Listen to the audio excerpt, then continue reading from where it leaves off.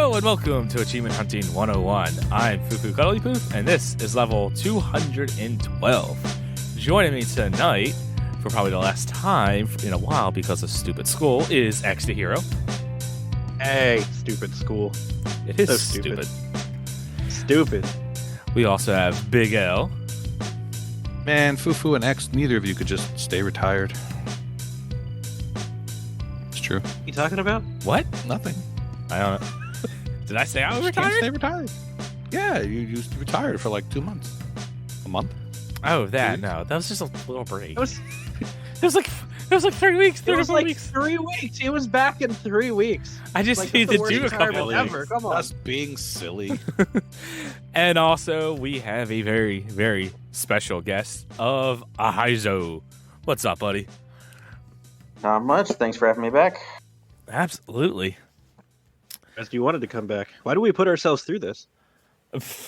I mean, the fact you guys asked me back only tells me I need to try harder to destroy the reputation of this show.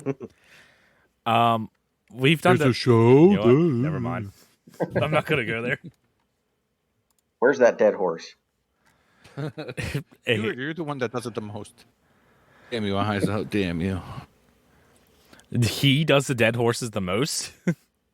That one, yes. There's a podcast? Oh my gosh. Oh, I thought you just meant the most dead horses. I'll say.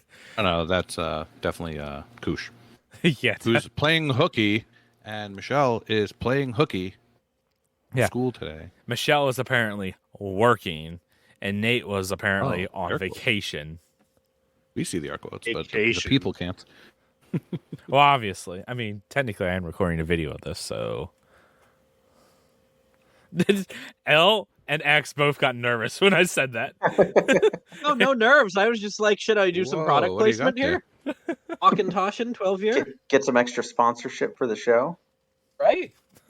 Oh my god, if we got sponsored by any Scotch distillery, X How would cool lose would that his be? mind. People are like, yeah, welcome to guys. Achievement Hunting 101, the podcast brought to you by Glenmorangie. I have Yes, they no pay idea us to who or get what messed that up on is. the show. Woo. Is The any of official this gonna make podcast the of air? Korn. Look, we just talked about Korn and Nin and other bands for like 30 minutes before we started this. We cannot go back into that conversation, especially because this is supposed to be about video games. So with that, Ooh, let's get into our topic of discussion. And I'm not going to read the question this week because this week the question was asked to our patrons by none other than X the Hero. So X, this was your question, so you go ahead and read it off. Hey, that's me. So, background before I actually asked the question itself, my wife and I were talking about when is it worthwhile to sort of play a game over, because I just wrapped up Final Fantasy VIII, and I played that back in, I think, probably 2000 or 2001. So more than 20 years have passed, and I'm finally getting around to replaying it. So the question was kind of inspired by that. So, while many gamers consider remakes, remasters, definitive editions, whatever the heck you want to call them, just to be nothing more than cash grabs, there are definitely several that buck that trend and are worthwhile products. There's a genuinely superior version you're getting. So the question was, what remake, remaster, definitive edition, etc. do you consider to be the best delivering or most worthwhile one? Let's go back to Final Fantasy VIII first, Mr. X. Now, Okay, I Mr. L. myself played it when it first came out and never finished it. But when it came out with achievements, that got me to go back and play it. But not only did it have achievements, it came with some quality of life enhancements, which I'm sure we'll get into with a lot of the games we'll be talking about. The graphics were basically the same, more or less, but it had the ability to turn off random battles, to make things super fast, and to basically turn off the ability to die or take damage, more or less. Oh, not quite, but More or less. That definitely helped with playing this in the modern age. Mostly the times 3 speed helped the most. Yeah. Your grinding battles, etc. It just sped up the process. Did you use any of that when you were playing through? if you play 7, 8, or 9, I believe, remasters, and you are not using 3x speed boost, you are a sadist or masochist, whatever one is to yourself. Foof is And he waving. waved. No, that's just brutal. Why would you do that to yourself? Likes the I don't know. animation. It's just The so real slow paced, experience. and the animations are cool the first 4 times you see them, and then it just gets really tedious. So yeah, I did use the 3x level boost pretty much throughout the whole thing. There's a couple timing based sections where you want to turn it off. Correct. But otherwise, yeah, that was on. I turned off no random encounters a couple times. It was just annoying at that point. And then only a couple bosses did I use the battle booster. So I'm not gonna lie and say I played the game legit, but I tried to. Yeah, those battle boosters are nice, especially for some of the optional harder bosses that took hours back in the day. You just speed it up 3 times and wail on them at max damage, and makes them much easier. See, for the actual Yeah. game, I play it through legit, but then when you get to those parts where it's just like, man, I'm just under leveled. Yeah, I'll stick on the 3 times because all you're doing is just grinding out levels. So yeah, if I could do it 20 times speed, I would. Okay. That's what we're talking about, yes. But yeah, Yep. but for playing like the actual game, the bosses and everything, nah, I don't do the cheats. I don't do speed ups or anything like that. Like I want to play legit, but anything where it's like this is just tedious, yeah, let's speed it up. Yeah, the conversations, the dialogue, is a lot of where I used where I was glad I was using that 3x speed boost was. Oh my gosh, it ticked That across the dialogue is screen so so slowly. Yeah, even with the 3 times speed boosts, it wasn't bad, but it wasn't great trying to go through those parts. Okay, that's fair too. That's fair game too. Running around the overworlds or conversation stuff like that, especially when you know the conversation, it's like, all right, I've played this game 100 times before. I know exactly how this conversation is going to go. Yeah, just let's just skip it. Yeah, and you can turn them on real easy. It's not like you have to pause and go into the options or something every time. If I remember right, I think it's like you click in the left stick and that does one. You click the right stick, that does another, or something like that. Yep, right stick was battle booster, left stick was 3x, and then click both sticks in was no random encounters. Yeah, so Right. turning them on and off at will at whatever point you decided you wanted to. It wasn't much of a hassle. Yeah, the PS1 games, which are 7, 8, and 9, I like 8 the least, and mainly because it is the one where enemies level up with you, which is just gross. Did you say you like 8 the least? Yes, I like 8 the least because the enemies level Wow. up with you, and I believe if you get all your characters to level 99, you actually can mess yourself up. With one of the bosses at the end. Level 100, if you're fighting Omega Weapon, Yeah. the optional Ultra Super Boss, he casts a spell that wipes out anyone whose level is a multiple of 5. So if you end in a 5 or See? 0. So if you're level Excellent. 100, you can't go higher, and then I'm not going to say it makes it impossible, but it might as well make it Wow. impossible. That's Wow. crazy. By Yeah. optional, and by optional you mean there's an achievement for it, so it's not optional anymore. So I mean, if that's how you're looking at it, yeah. But in Yes. like terms of playing through the game, you can just skip it. It doesn't. Yeah. There's no hidden cutscene. It's just sort of bragging rights back on the PS1 days, and now there is Which- the achievement attached. and which is also always why I make sure to make multiple saves and don't just stick with one save, just in case Oh, stuff 100%. goes down. I know some people that will just not just stick with one save, and it drives me crazy. It's You guys are funny that pushing you your mentioned luck. that, actually. Yeah, it's funny that you say that, actually, because Final Fantasy IX is the only old school one I've never actually beaten. That's because I screwed myself with my one save. I made it to the end of a dungeon. I don't remember what one at this point, but I made it to the end of a dungeon, saved, couldn't beat the boss. I spent days trying to beat that boss, couldn't do it, but then I didn't have enough resources to backtrack out of the dungeon. So I have my one save point on somewhere on disc 3, I think, like late in the game, and I couldn't do it. So that's that. So maybe I'll add that one to my list You learned your lesson. and That's a finally good- say I've played through every Final Fantasy except 11 and 14, but they don't really count. That doesn't count. 9 is a good time. It's worth playing. I think that might actually be the first RPG I ever played. Was Final Fantasy 9. I think. Wow. I know nothing about 9. I've never played that one. I don't even think I've seen like that one in real life.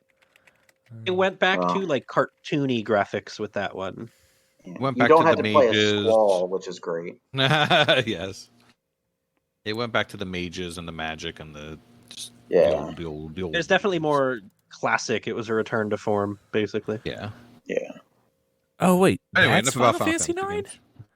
I have played 9. I thought that was Final Fantasy 6. Oh, God. boy. No, Okay, there's a little so bit of a difference between those. wow. So okay, let's retcon a lot of podcasts. I've always said I've played. I've always said that I played Final Fantasy 6, and like I have bits and pieces in my memory, but apparently it's not 6. It's 9. I don't know how on earth I ever got those mixed up. We'll have to go check in with Katie Echo and find out how many. Yeah, how many times did Foof mention Final Fantasy? Wow, that's crazy. I have 6 was a good one, though. You should actually play 6. Yes. maybe I did Okay. play 6 and like I just played them like Oh my back to gosh. back Mix and them I together. forgot or something. Wow. So anyway, back to the question: is 8 what you're Yeah, looking back to the for question. in a remaster? X. What did you just say? The way they remastered it, in quotes, also, is that what you're looking for in a remaster? Or, Yeah, that's sort of like I said. That's what inspired the question, and it was a competent remaster. It definitely wasn't a remake. It was straight up the same game with HD textures and the the battle boosters and speed boosters put in. But otherwise, it was the same game, and that's fine. Because I mean, who wants to dig out their PS1 and deal with memory cards that probably don't work anymore? You Oh, can man. emulate it and whatnot. I know I'm just breaking your heart there, Foof. But My PlayStation 1 may or may not be sitting on the shelf right over there. But yeah, I mean, as far as bringing an old classic game to modern era without fundamentally changing it, that's what more could you really ask for? Honestly, I agree.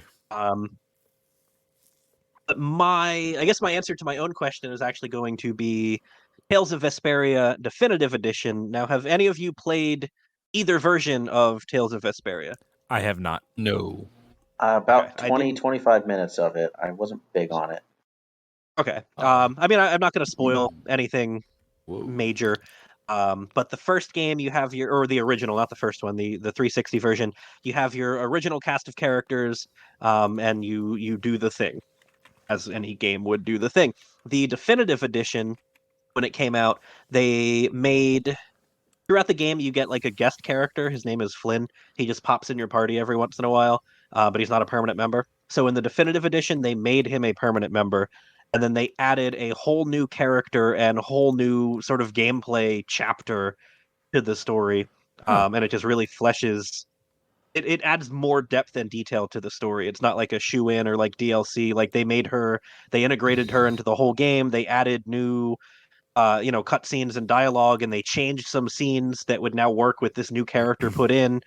So they sort of fundamentally changed the game in that way, and that makes it a whole new experience for the most part. They also went That's pretty in cool. and yeah, if you've ever played a Tales game, there's little skits, so like little mini conversations, and it's just like character development and relationship building and whatnot. They went in and voiced a bunch of those that weren't voiced. So the whole game went from voiced cutscenes only to just everything is voiced, basically. So That's nice. they added a ton of content to the definitive edition, and that's cool. Like that's worth playing again because you're getting. I hate to say the word more again, but you're getting just more of the game, but not in a DLC sense, just sort of an expansion of the game. And I think that's cool. I think that's worthy of buying the game again and playing through. So for something like this, would it even be worth buying the 360 version or just play the definitive? Yeah, if you have any interest, just play the definitive. It doesn't do anything worse. And I mean, if you absolutely hate the game and you're looking, I just want to complete it and get all the achievements, maybe an extra couple hours from the bonus content and, extra cutscenes and whatnot. And if you're going for the completion, it's already like 100-hour completion. So what's another 5 hours at that point, Yeah, really. I'm watching a video on this. This looks fantastic. What, Vesperia? Yeah. I love the art. It is quite The look possibly. of it is very nice. It's definitely my favorite in the Tales series. I've played almost all of them, but it's quite possibly my favorite JRPG of all time. It just does High everything praise. right. Yeah. That's The certainly Tales encouraging series to is go back. generally known for their very dark stories. Like Final Fantasy has some dark elements, but it's always group of teenagers save the world, kill the bad guy. Tales tends to be much darker, like human trafficking and enslavement. And Yeah, that's they a lot don't darker. mess around. They don't Good mess times. around. I won't spoil anything major, but Tales of Arise, the newest one, if you in the first 20 minutes you'll learn this, so not a spoiler. The kings of the kingdom literally have a contest to commit the most genocide. Who can kill the most number of their own citizens? Dear And they just have God. an annual contest to slaughter their own people. Yeah, like really dark stuff that Tales is known for. Oh, And Vesperia does not disappoint. Huh. so now you got me wanting to go back and try it again. For the Tales games, such where you could just play any of them without playing the previous ones, kind of like Final Fantasy. Except for the specific sequels, yeah, they're completely standalone. Okay. There's little Easter eggs, but yeah, no, you'll be completely fine. Huh. Yeah, you've got me wanting to play this. Battle system. say I mean, I could talk genocide? about Vesperia and Tales all day. It plays like an action RPG, but it's not like, I don't know. I guess like the battles are, what's the word I'm looking for? Instanced. You run into the bad guy on the map, and then you go to the battle screen. But then you can run around full, anywhere you want. You have your attack buttons, your special moves. I don't know. I love the battle system. $50. Let's just put that on a price tracker. Went on sale not too terribly long ago, and I think it was like $3 in Argentina. Oh wow, this is relatively recent. January of 2019. 2019, yep. The original game came out in 2008. So it wasn't even like with the new console, let's re-release it. It was like, over 10 years later, they brought it back with more stuff. Why Cool. don't they all Also, do I'll this? throw out there just so no one can call me out.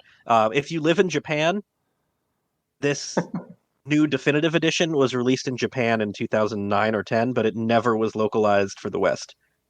Oh wow, okay. Wow, it Did they took them make any 10 years to do improvements? that. That's crazy. Did they make Yeah, pretty any much. improvements It's compared to the original? an HD remaster and Western localization, I suppose, of the definitive edition. Okay. Would you say, Ahayzo? No, I was asking exactly that. If Oh. they had made any changes compared to the Japanese definitive, it sounds like the content and stuff was there, but they brought it up to 2019 standards. Yeah, I mean the short version. I guess I'm going really out of order here. It was a 360 exclusive. Came out in 2007 or 8, I think 8. 360 exclusive, and then in 2009 it got a Japanese only PS3 release, which is the definitive edition. So that Okay. version never made it west until 2019.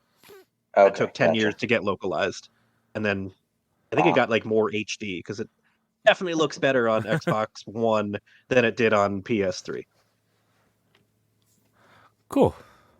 But yeah, that's my very long-winded, very in-depth answer to my question: what definitive edition is the most delivering or worthwhile?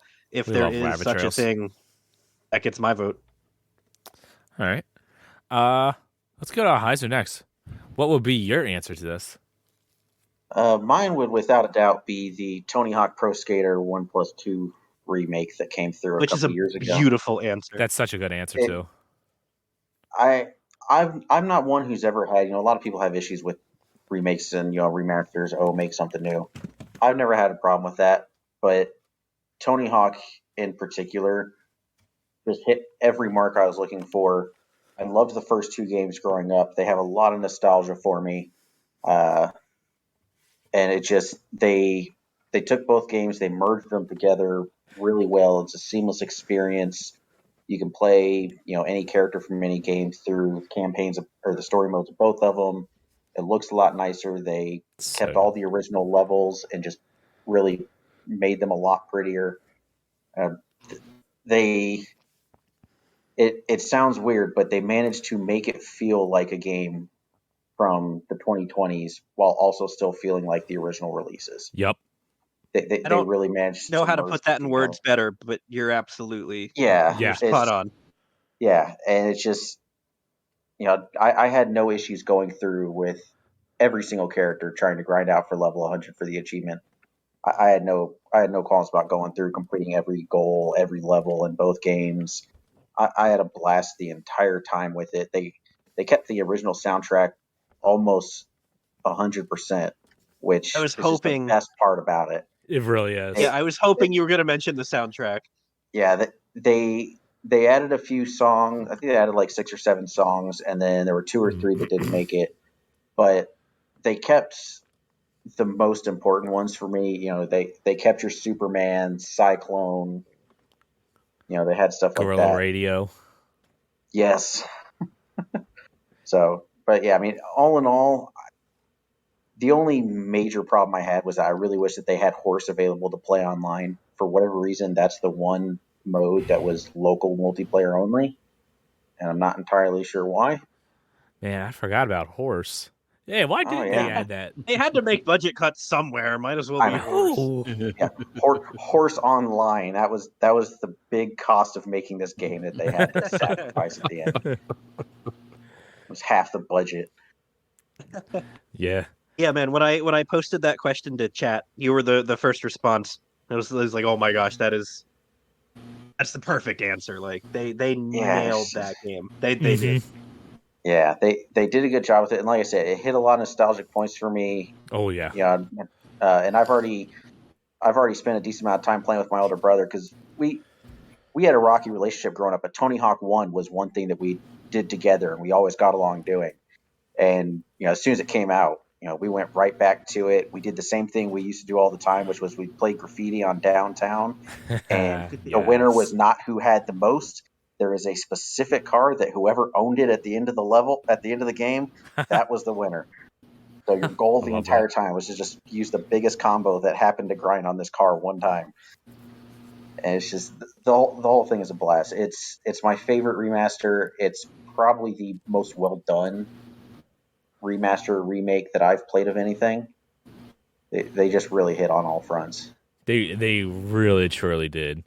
And like you were saying, like that is one of those games where the remaster, they manage to make it play how you remember playing it back in the day.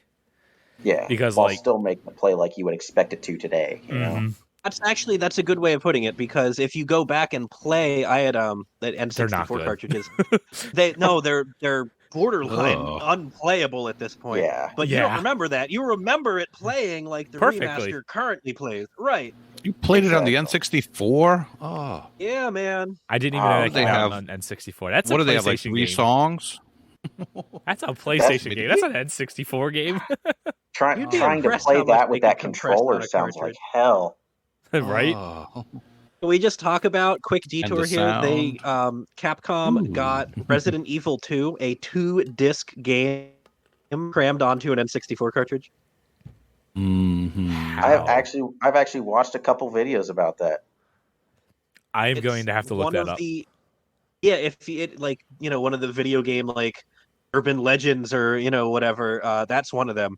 It's the full content, full experience. They lowered some textures, which already weren't great on PlayStation 1, but it's the whole game. It's 2 PlayStation discs on one N64 cartridge. They did it. Yeah, I'm gonna have to look that up. That's insane. I've never heard of that. I don't know how you could possibly do cool. that. If I remember right, I think they had created their own form of compression or something to make it work. Yeah, no, they had to do all sorts of new coding. I forget numbers. Don't call me out on numbers. But a disc is 700 megabytes, I think. Right, sounds right. For a CD, and an N64 cartridge. So 2 of them, so 1400 megabytes in theory, and an N64 cartridge held 96. What? Yeah. Yeah, they MacGyvered it hard to make it work. And it worked. It was a fully playable, legit version of RE2. Yeah. I'm not a programmer. I'm not a developer or anything like that. But I don't know how you take a gig and a half and slam it into under 100 megabytes. Yep. That's Yeah, I'm gonna have to look that videos up on that. That's crazy. You use WinZip, that's all. There you go. WinZip 7Z is where it's at, my guy. Oh, I remember that. Wow. No, I pay for WinZip. Got to use that. Yeah, Pay Tony for Hawk, it? good answer. Wait, you pay for it? Nah, just free trials, man. Oh God, no. I'm sure someone out there has at some point. Do you pay for Excel too? All right. L, what about you? Are you like linking things back and forth over here? What's going on here? Do what? I'll just chime in. I'm trying to be subtle. You can Go ahead. keep this Patrons might part have or said edit some it stuff out. too. I hate to, cut off the flow of the panelists. But since we're Do it. talking about Resident Evil, my boy Vulgar Latin, in the answer to the question, said if Oh. we won, his answer actually is the Resident Evil 1, 2, and 3 remasters. And he said he's only really familiar with the first one, but it is a treat. And I'm a wimp. Resident Evil is like way too spooky for me. But from everything I've heard and read, they did a real good job on those remasters as well. So I thought it was just relevant to interrupt and throw his out there while you guys were on topic. Yeah, for But sure. if it's not Xbox, he's going to give it to Mario All Stars. That's fair. Oh man. And if you know Yeah, if I'm- anything about Mario All Stars, I believe they were the NES games, sort of remastered with updated visuals for the Super Nintendo. So it That's went correct. from 8-bit to 16-bit, if I recall. Yep. And it was then they otherwise the same re-released games. it. They just looked better and handled better. So good choices, Then they Xbox and re-released it with otherwise. Super Mario World. Yeah, I know nothing about the Resident Evils Oh, or boy. the Mario All Stars. I haven't played any of those, so Oh, you're growing missing up, out. that was a very important remake or remaster. All Stars or I don't- Resident Evil. All Star. No, I wasn't growing up during Resident Evil remasters. Jerk face. That just He wasn't came out growing like up during the original. within 5 years, my guy. Hasn't still haven't Resident grown Evil up. had like 2 or 3 We're talking about the remasters? remasters. 4 has, I I mean, think.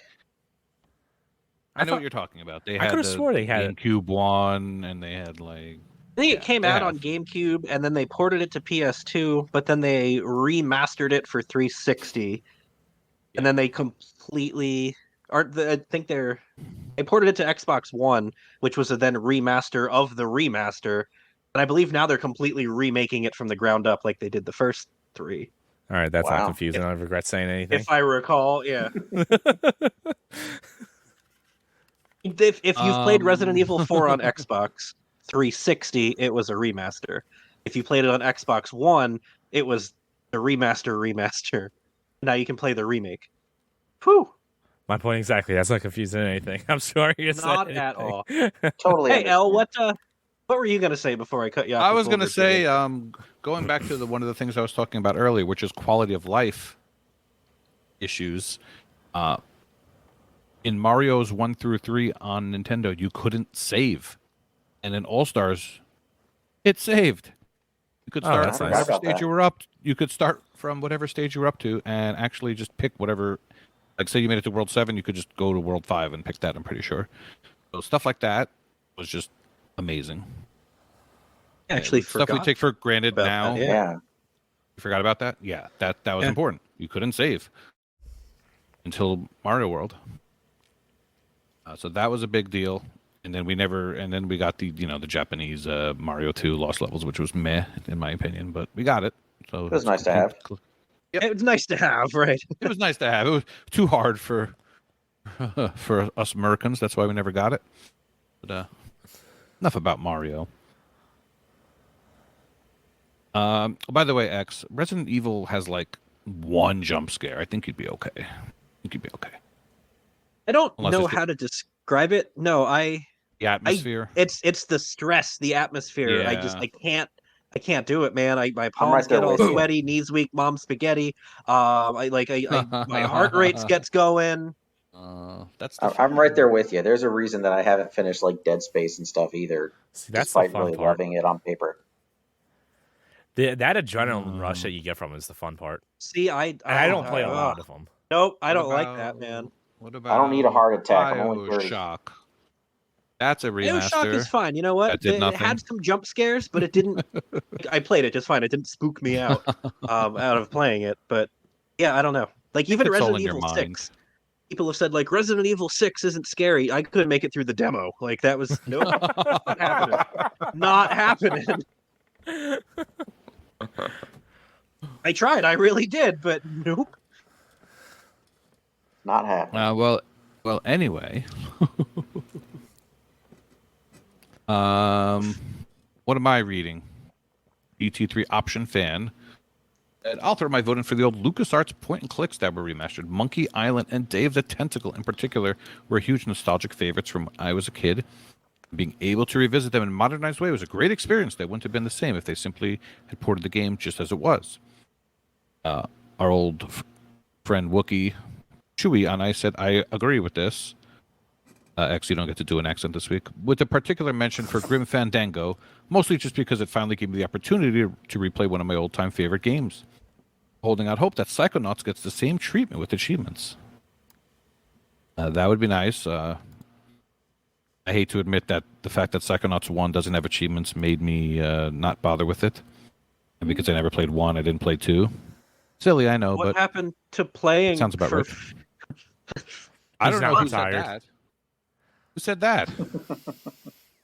I would never push people to play for fun. I only say it when it suits the conversation at hand. Yeah. So, You're like a congressman. so yes, Monkey Island. What were the 3? Day of the Tentacle, Grim Fandango. Full throttle. And, Full yeah. throttle. Thank you. Full Throttle. Yes. The guy that doesn't like them remembers it. The point-and-click master, FuFuCuddilyPoof. They all came to Game Pass, which was wonderful. Yeah, Yes. I would not have touched them otherwise, to be honest. I And agree. Most Actually, people. I And I was had never talking- played the originals, so I actually Yeah. enjoyed that you could toggle the original with I guess the full remake. I don't even think that was a remaster. I think that was straight up a new version. But you could toggle it back and Yes. forth. I did appreciate that. Yes, that was going to be one of my talking points. Sorry. No, it's okay. I'm glad that you thought of it too. I was going to say, I wish they did that with the Tony Hawk, actually. So you can see Yeah. how rough PlayStation era games looked. Yeah, that's something I would like to see from a lot of remasters. You know, I think the first time I saw it was with the Combat Evolved Anniversary way back on the 360. They had the same kind of thing.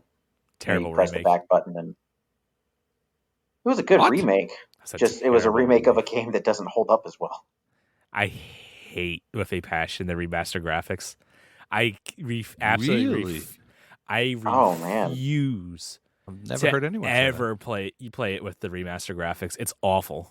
They destroy. That is not where I thought you were going with that at all. Wow. Okay. Yeah, in my opinion, they destroyed that game with the remaster graphics.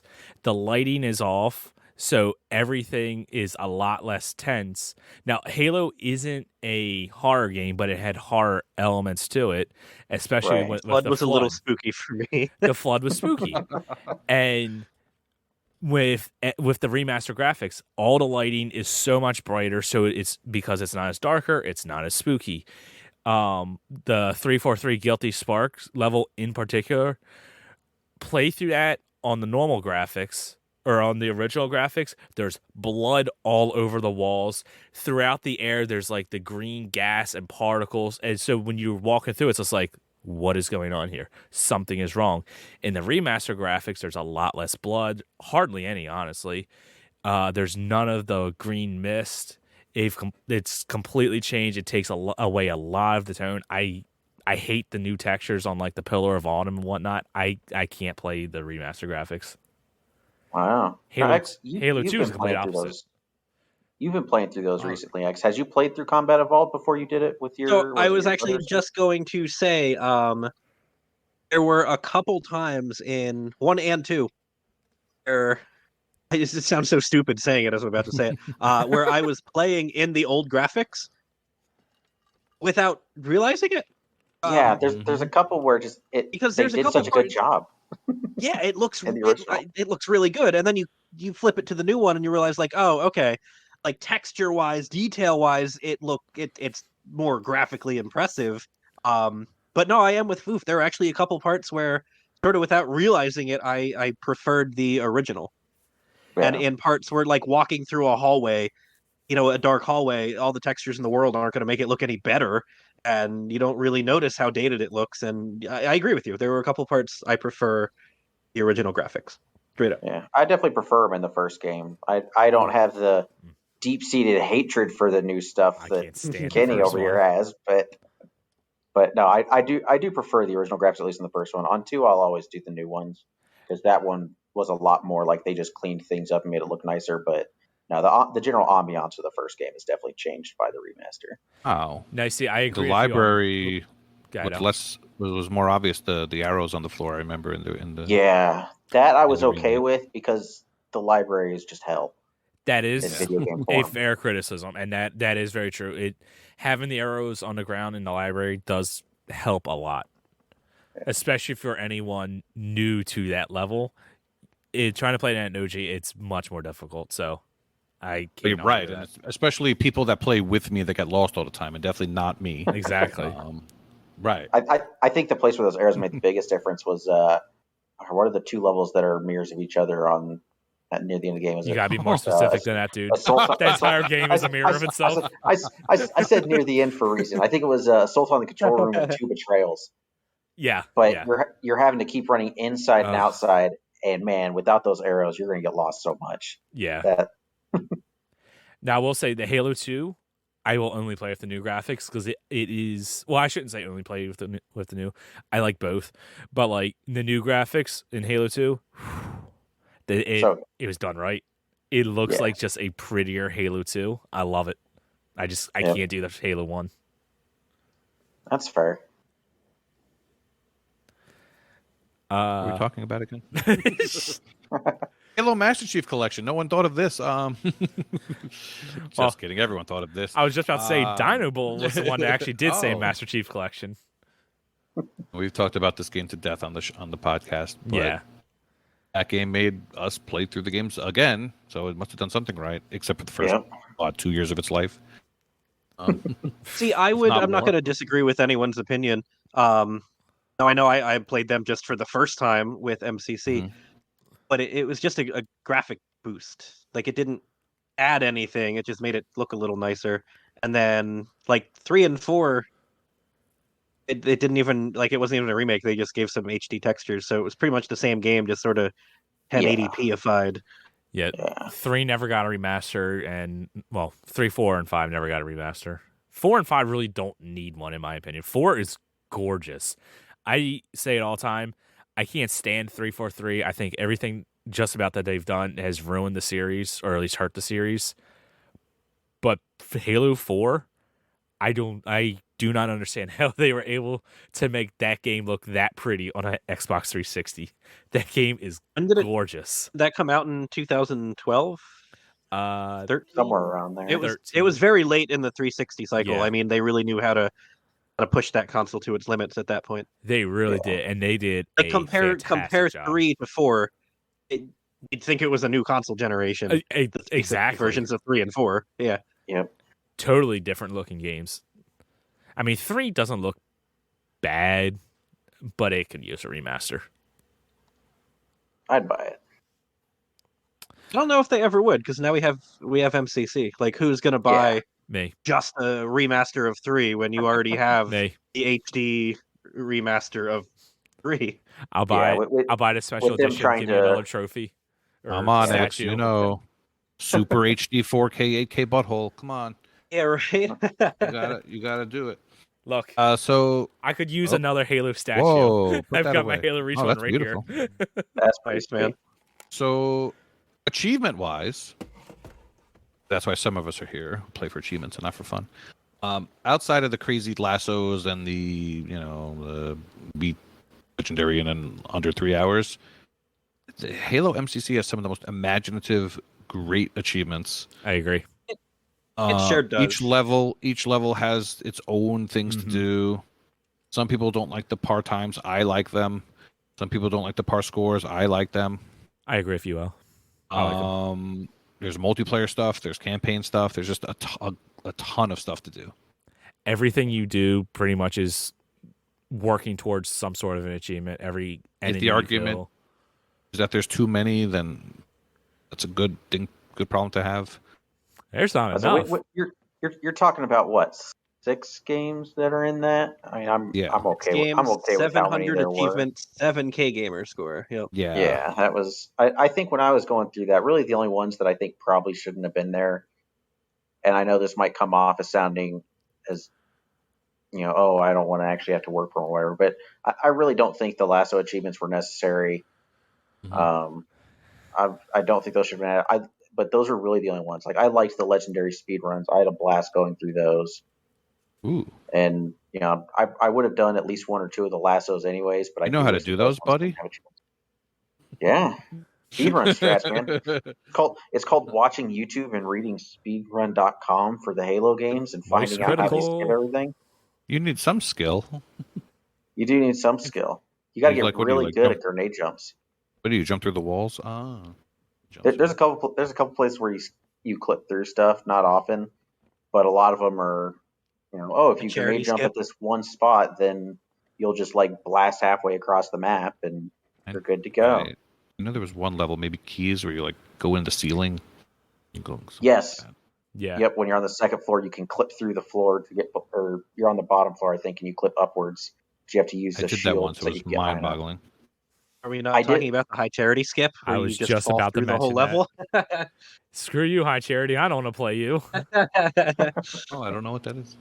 Oh man, just after the show, go on YouTube and look up High Charity Skip. You literally I'm not even like a not play super that Halo level. fan, and I know that one. High charity. You literally do not play that level. which game? You completely and totally skip it. Halo 2. That's Halo 2. 2? Okay. Quite literally the hardest level in all of the games, pretty much. Oh man, Gravemind takes that. Oh yeah, you're right. Yeah, Is that great. the butthole level? First, Yeah, great. No, that's No, Cortana my God. in Halo 3. no, Gravemind is Halo where the 2. first Isn't it? checkpoint you can't even. Yeah. Yeah, we Oh, is can that do where for you're in the ship one. room and then they? Yeah, I do know. what you're Yes. talking Yeah, about. you're right. Yeah. Gravemind's the worst. Yeah, I stand corrected. That one is the worst part of the lasso run because it is actually possible to die before you even have full control of Master Chief. Halo 2 is so wonderful. stupid with the way they did that stuff. It's Dude, so stupid. Halo 2 Legendary is It's so not much fun. worse than the rest of them. Yeah, it's the only one I would say I did not particularly enjoy on Legendary at all, mostly because the Iron Skull is effectively on by default. And I did not care for that at all. Yeah. Legendary just isn't fun to me. I don't enjoy Thank Legendary. you.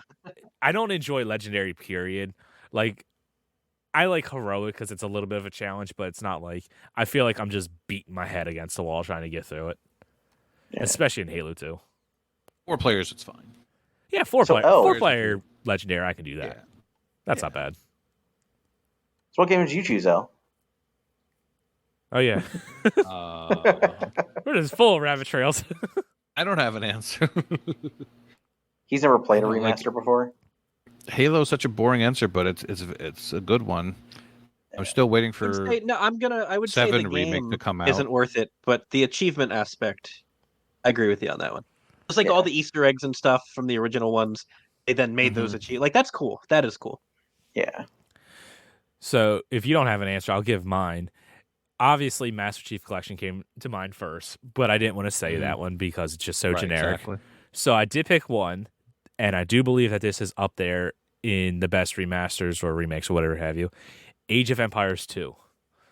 Ooh, that is also a great answer. That's fair. The Yeah. definitive edition of that is so good. All the textures look great. The graphics are amazing. It's the same basic game, but there's so many quality of life improvements that they add to it. Didn't they release extra factions and stuff for that too? They're Yeah, still they put releasing DLC extra. out for it. Yep. They're still releasing. That's the other thing. Age of Empires 4 came out last year, and Age of Empires 2 is still getting updates because it's that big of a game. Age of Empires 2 community is huge right now. Like, wow. Okay. Like there was just a tournament for like $100,000. Shout out to T90. I know there's no way he'll ever hear this, but if you're into AoE 2, look up T90. He casts a bunch of videos. It's so good. Watch T90 is a huge fan of the show. God, I would fangirl on that one. But yeah, Age of Empires 2, just perfect remake once again.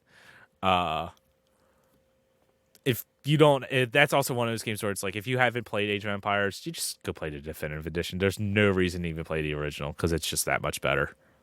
Yeah, it just runs so much smoother on Runs it. I mean, just smoother. in general. But I'm also going to read out the last patron responses. Jables, he said the best remaster has to be GTA 5. Oh wait, Skyrim was the best. I can't wait for them to release it so I can play it on my 3rd edition toaster. But seriously, I enjoyed playing Burnout Paradise remastered a second time. It was a lot of fun getting a group together to do the online on the 360 and then come right back and do it again on the remastered version on the One. Yeah, Skyrim barely counts as a remaster. It's the same damn game, just has mods. And I say that Bethesda, when you remaster Skyrim again, I will buy it and I will complete it. Please give me my Series X version. And then Lego Head Series X version. and then It just Lego doesn't have Head. achievements. Oh no, it needs achievements. I want the achievements. And then Lego Head said, as Jay will change his vote, I'll take GTA 5 off his hands. It was great on 360, amazing on the X1. I can't speak to GTA 5. I haven't played enough of that game to know one way or the other. I've only played it on the One. I had no idea. I thought that they were the same thing. Like, I had no idea that was a remake. I thought they both came out at the same time. Maybe not. No, it's like a year and a half later, I think, that it came out for the One, something like that. Yeah, I thought it was a little later. Granted, I've never played GTA 5 on any platform, but it's just a huge game, so I know. It came out, I think, in early 2013 on like 360 PS3, like right before the new consoles.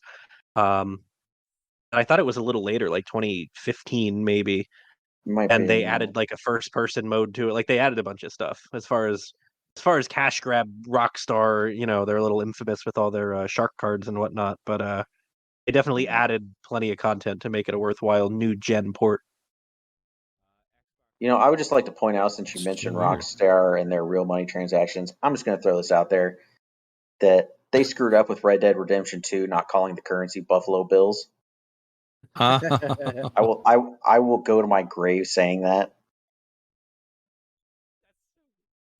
I will go to my grave saying so good. that I'm still waiting for them to make LA Noire on Xbox One. Speaking of dead horses. Boy, do I have news for you when we get to the sales section. That is foreshadowing. I actually had my muted, so you guys didn't hear us, but GTA 5 came out September 2013 on the 360. September 2013, so literally a month and a half before the new consoles. Wow. And then when on the One? Yes. When on the One? Oh, when on the One? I misheard you. November of 2014. Okay. So even sooner than I thought. How much of a remake could it be? All right, I'm very curious. What anyone who wants to tell me what they did differently? I don't know that it was a remaster. I think it was just a multi-platform game that took a while to come out on the second platform. Probably. It was probably just I wonder if it always had the first-person mode and they just couldn't fit it like on a 360. Oh yeah, I did forget. I don't know. Was it multi-disc anyway? I don't know. Yeah, and then now what? I think they've announced they're going to be re-releasing it again for the series and PS5. Series and PS5. Yep, I did see that. By the way, G Blach, Burnout Paradise was fun as a group. Both times, 360 and the remastered, and honestly, the game looks the same. So yeah, it's the same game. Well, the Series X version of GTA 5 came out in March of this year, so. Oh, okay. I thought it was supposed to be a whole new release. Well, never mind then. They've already done it. And apparently it's a 0 to 2 hour completion. You could import your single player auto progress. Yeah, you could auto pop not the single player. I think the single player you had to do again, but the multiplayer 2 hours was cross gen. Yeah, I don't know the details. I've never played 5 at all. I'm not a huge GTA guy, but same. It makes two of us. I know that there's a lot of auto popping and stuff. And Well, that's nice if you're one of the people that did that. Yeah, I don't think you can anymore. I think they've disabled the. I think a year or two ago they disabled the ability to import from 360 into the One now. Oh, I take that back. But I got to be honest, Kenny. Not to inflate your massive ego, but I was listening to the show from a couple weeks ago Yeah, my bad. where you said you can go to Baltimore and play real life Grand Theft Auto. Yeah, It was probably the funniest thing you've ever said. I was dying laughing in the car all over again. and I'm not wrong. Them squeegee kids, man. And then after Still you don't play know. real life GTA, you can go sit on his porch and watch Cops. It'll turn out to be a rerun, so you'll just go back inside. All right. I think that'll do it for the remaster talk. That was actually fun. There's so many rabbit trails. My God. But no, that was a good question, X. Thank you. Before we get into the game showcase, I do want to just give one little shout out. Pete Hart is having her birthday challenge again this year. I will have a link to that in the show notes, and you can also talk about that in the Discord or whatnot to get all the actual details and whatnot. I think she gives away prizes, so actually probably have to should throw that in the contest room too. Yeah, keep a lookout for Pete Hart's birthday challenge. Well, with that, let's actually get into the game showcase, and I want to start with Ahayzo. yeah, so I've spent the last few days playing Dicey Dungeons. Mm-hmm. For those of you who don't know this game at all, it is a roguelite card and board. I think I would most accurately describe it as a deck builder. Yeah. Yeah, if you've played Slay the Spire games like that, it's the same general idea. But basically, the concept of it is, you pick your class. You have your witch, your warrior, your rogue. If there's a robot, a jester, whole variety of them. And the whole concept is that I think you've been like trapped in this stage show or something by the villain, and you have to fight through their monsters, proceed through the different floors, all that. And it's every episode has its own unique modifier to the rules. You'll always start with level 1. It has your standard rules, and then every other one will add modifiers onto it. And I'm not usually big on these kinds of games. I've played Slay the Spire, Monster Train, stuff like that. I don't know what it is about this one that intrigued me so much, but it got me to start it a while back, and I went back to it this week for my RTDL because I had to go back through and beat all the levels on hard mode, or potentially had to beat all the levels on hard mode.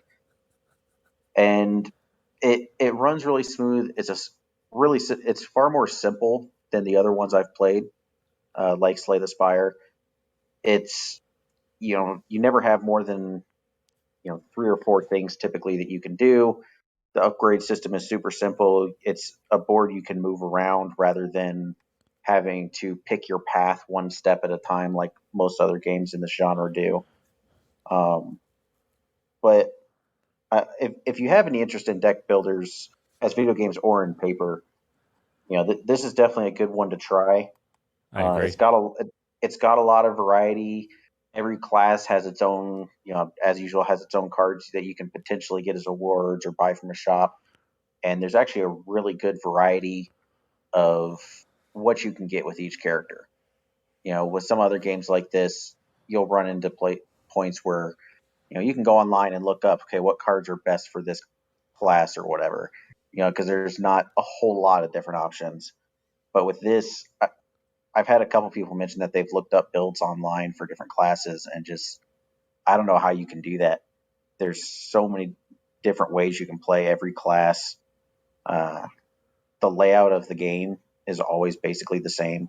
You'll kill 2 monsters and find 2 items on the first floor. You'll kill 3 monsters and find 2 items in an upgrade or something on the second floor. It's pretty straightforward. Once you've gone through it once, you kind of get the idea, and it's easy to pick up. It's got a good challenge right from the beginning. Even the first episode for each class are not necessarily easy. But yeah, I've been having a blast with it. The I learned last night the robot character is completely busted because I managed to one shot every monster on the first like 3 or 4 floors, and they never got a turn Huh. because That's good to know. its entire thing is about like, oh, if you roll sixes, then you'll get a lot of bonus damage and stuff, but it doesn't roll dice like everyone else does. Where it's okay, you're level 1 and you get 2 dice or something.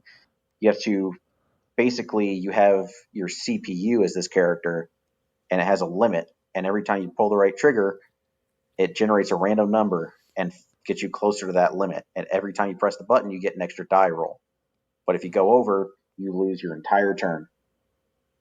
So you have to kind of gauge, how many dice you're willing to try and get in exchange for losing your entire turn. And it just in exchange for that, it gets some of the most powerful cards that I've seen in the game so far. It's like blackjack. It's you know what, playing the robot does feel a lot like blackjack. There are a lot of times where you're going to go like 1 or 2 points over, and I just pause and hit back the title, because if you do that during a battle, it reloads you right back to before you started it. So you can kind of cheese it that way if things go horribly wrong. It does have a save editor in the options, which for anyone who wants to jump right into the harder difficulties, you can do. It's not a hidden thing or anything. I think you just go into options and it's just labeled as save editor, and you can just go in and mark off a bunch of episodes as completed so that it unlocks other ones. Well, that's good to know. Yeah, so if you Does really that like affect achievements? it does, in that it auto pops them all. Hello. Yeah, so you will get a lot. What? It's kind of weird. Now hell's here. Nothing will pop until you beat an episode after that. So if you just mark everything as complete, then you'll have to close out of the game, reopen it, go in and beat, just pick an episode, beat it, and then it might unlock then. And if it doesn't, you can just close the game, reopen it, and it should pop right away. But you'll get everything related to any levels that you can mark complete. So you won't get the hard mode stuff, because that's just beating the episodes in a certain way. You have to actually do those. And those are what I've been working on. It basically, you start with a weaker loadout. Your enemies are all stronger. It's basically what you'd expect from a hard mode. But I've been having a blast with it. Like I said, I'm not usually big on these games, but I've been loving. Yeah, that looks Ahayzo kind Dungeons. of bare bones, Yeah, it's but fun. it's a good. I think it's a good entry point into these kinds of games, because like I said, it's much more simplified in my opinion than other ones like Slay the Spire. I think that one has a lot more complexities to it, and if you can figure those out, I'm sure that's probably a lot better than Dicey Dungeons. But I think if you're not big on the genre, so you don't want those complexities, or if you're interested but you're just kind of getting into them, I think that Dicey Dungeons is a great starting point to introduce you to the challenge level of these kinds of games and how they play. I very much agree with that. After playing Hades, I kind of went down a little bit of a roguelike path. And I was trying a bunch of different ones, especially since this one is on Game Pass. And I wound up finding this, back in January. And yeah, I agree. This is like a really good starting roguelike type game. It's nothing like Hades. Don't get me wrong. So don't think it's that. It's nothing like Hades. It's definitely more akin to like Slay the Spire. Yeah.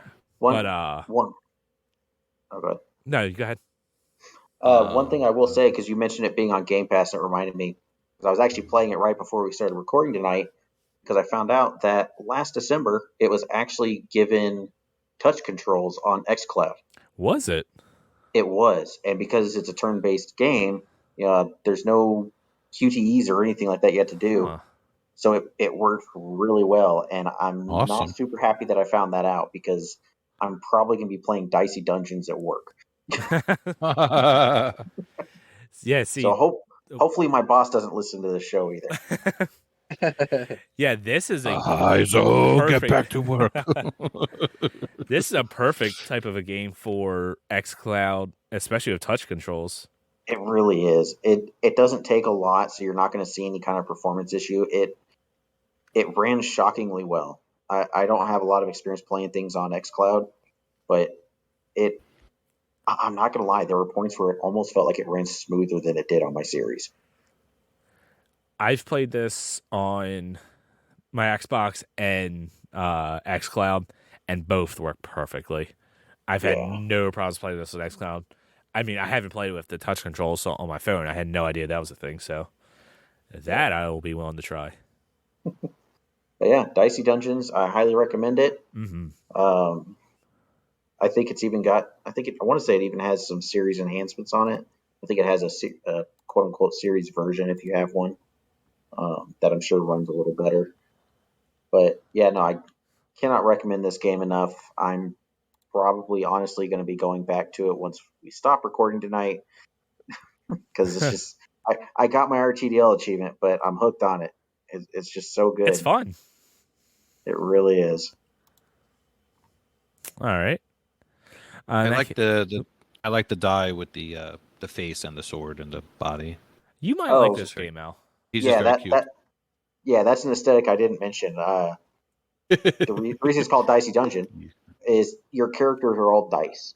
So if you're playing the witch, you're a little purple die running around with a witch's hat on, casting spells, and your robot is a die with all the little circuits and stuff showing, and you've got your warrior, who's, like El mentioned, just a little die running around with a sword, and it's freaking adorable.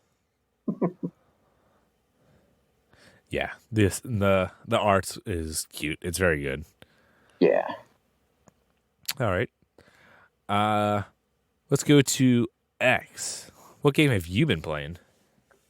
All right. Not too much really. Like I said, I wrapped up Final Fantasy VIII.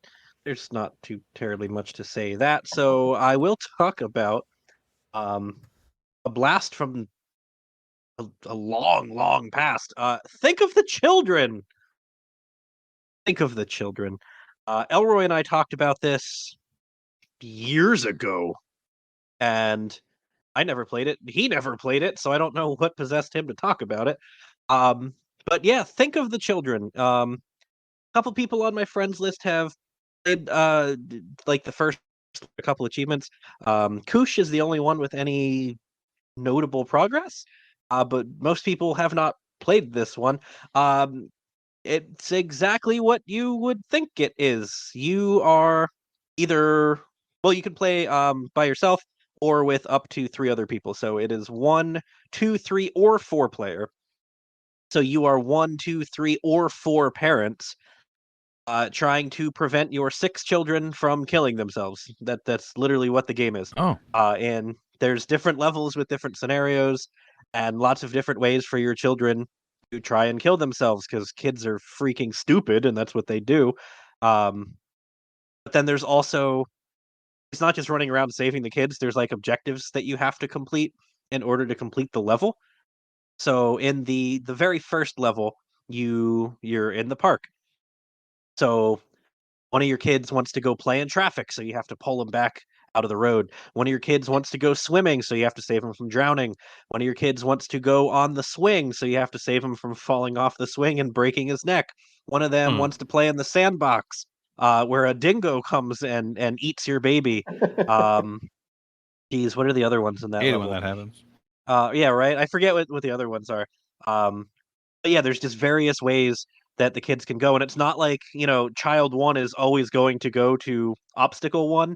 They just wander all over the place. So you might have poison berries was the other one. So you might have 3 children trying to eat poison berries at the same time, while on the other side of the map, one of the kids is trying to drown himself, and then in the third corner there's a kid playing in traffic. Like, it's kind of Sounds like great. Overcooked in the sense that it is super hectic, super fast paced, and much easier with more people.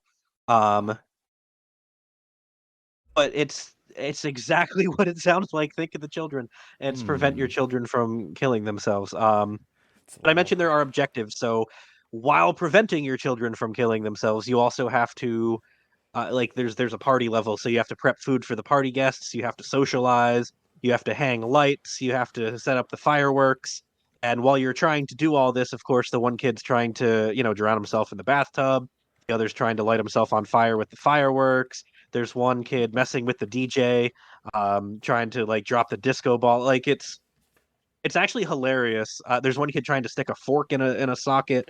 And again, it's just completely objectives while running around and preventing your children from killing themselves. And Parent simulator.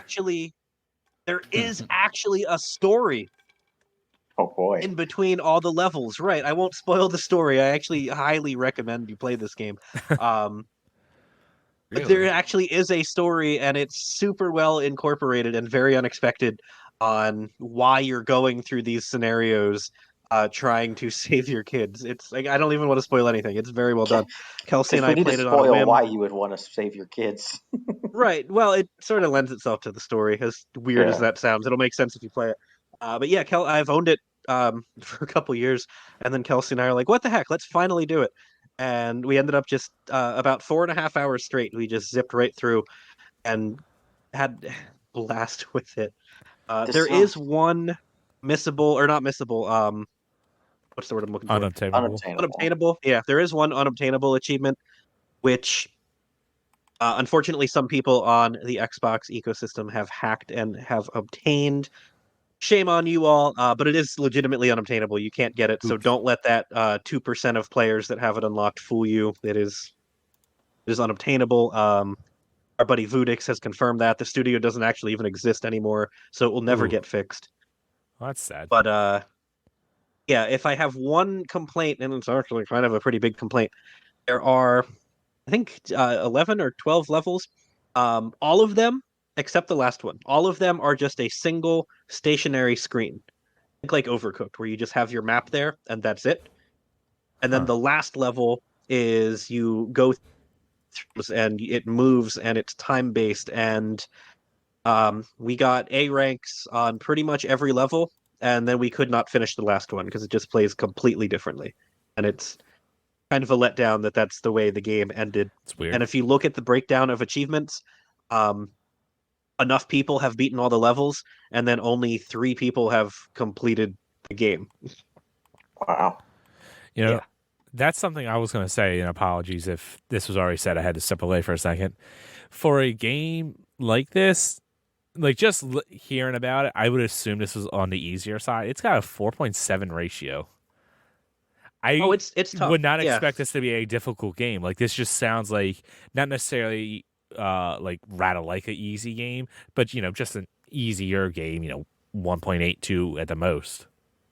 I think getting 3 stars in Overcooked. That's what it boils down to. You could advance through the game with the equivalent. You're graded like a letter scale, like you would in school, A through F. But like Overcooked, you can get by with 1 star, 2 star. But then, of course, you want to aim for 3 star. It's the same with this. You can get by with at least a C. But then there's achievements for getting A plus. Gotcha. So yeah, it is. I dabbled on a couple levels solo just to see, and the game is fundamentally no different actually. So if you're playing with one person, you're managing everything. If you're playing with 2 people, then you have to do half as much. I imagine it would be really darn easy playing with 4 people, honestly. The game, it doesn't increase difficulty. It's kind of designed poorly in that case. Is it But online? like I said, we did just. Yeah, that was my. I doubt it. The If it flags say ever no. was, yeah. Nah. Like I said, Kelsey is not Unfortunately. good at video games. I'm not good at video games, and we made it through everything except that stupid last level. Most of them getting A plus ranks along the way. And then we just watched a cutscene for after beating the final level, and that was that. So a little disappointed that we couldn't do it, but it is like I'm not being hyperbolic. It is a completely different style of gameplay, and it's very frustrating that that's how it kind of went down. Cool. So two comments I would like to make on this as I'm looking at the page on TA. One, I'm not even that disappointed that there's an unobtainable. I'm disappointed that the unobtainable happens to be what looks like the best achievement in the whole game.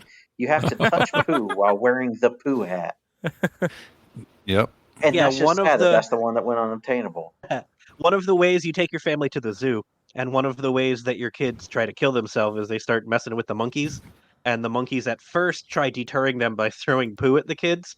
And then if that doesn't work, the monkey pulls the kid into the cage and mauls the kid to death. So if Wow. you let your kid screw around with the monkeys for a while, there's poo all over the map, and you can indeed step in the poo. You can even clean it up for bonus points if you want to.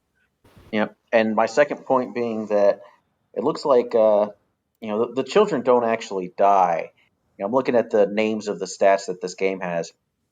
You have children saved, children thrown, and irreversible parenting fails. That's their description of the children dying. I guess they didn't want to actually put that in there explicitly. Well, I from like having played the game, when a child dies in the level or you fail to rescue them, they have a skull and crossbones over them. And then in the story mode, it is specifically referenced that you let 2 children die. You let 4 of your children die. So Okay, I think maybe just really rub it in. Look what you did. Yeah. Like I said, that's part of the story. I don't even want to spoil it because it's very well done. Yeah. But I might get it if the the price goes dialogue down a little bit. the dialogue is different in the story depending on how many children you save or don't save. Oh wow, okay. That's interesting. That's a little bit extra that I wouldn't have expected on that. Actually, it We looks like only my noticed it GameShare after partner has replaying it. some So. levels. Yeah, I don't know. If you're playing solo, I don't know if it would be as enjoyable. But if you have at least one person to play it with, I genuinely think you'll have a blast. If you like, overcooked style games, you definitely need communication. Like I'll get the berries, I'll get the kangaroo, I'll get the kid out of the road. Like if there's no communication, you're not going to do well. How many players does it support? Up to 4. Okay. Might pull this out at Achievement Fest 2023. Ah, that's a good idea.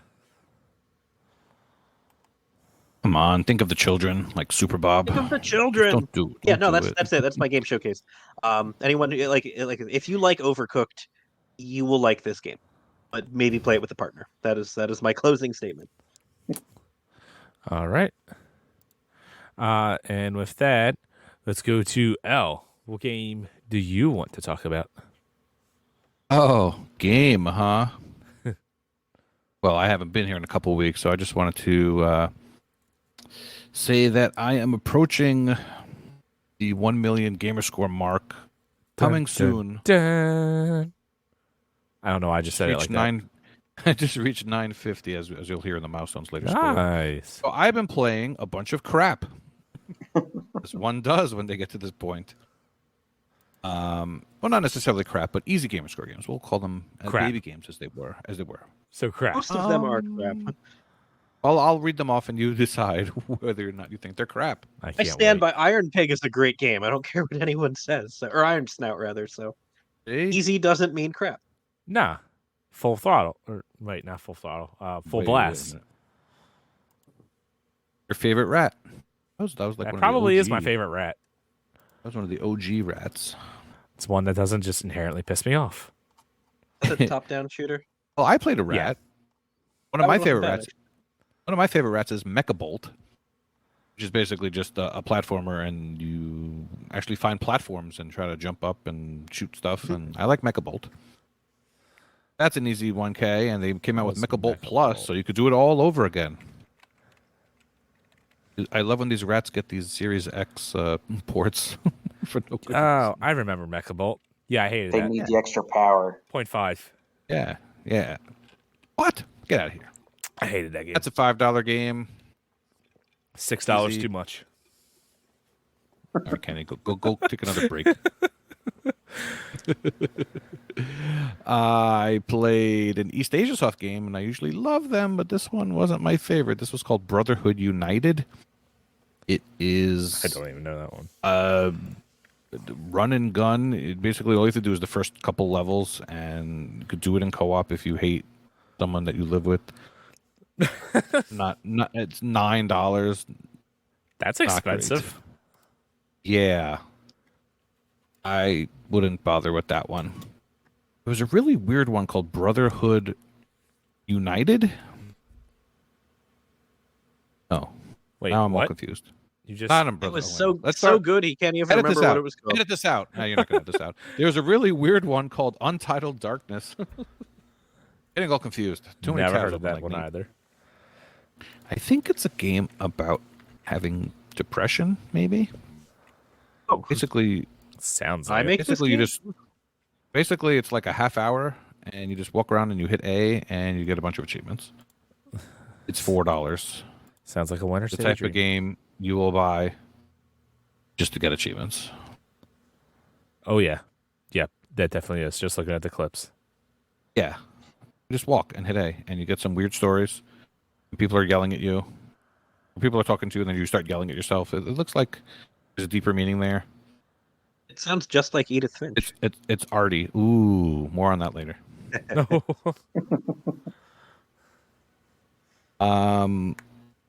I played a chess game called Brawl Chess Gambit.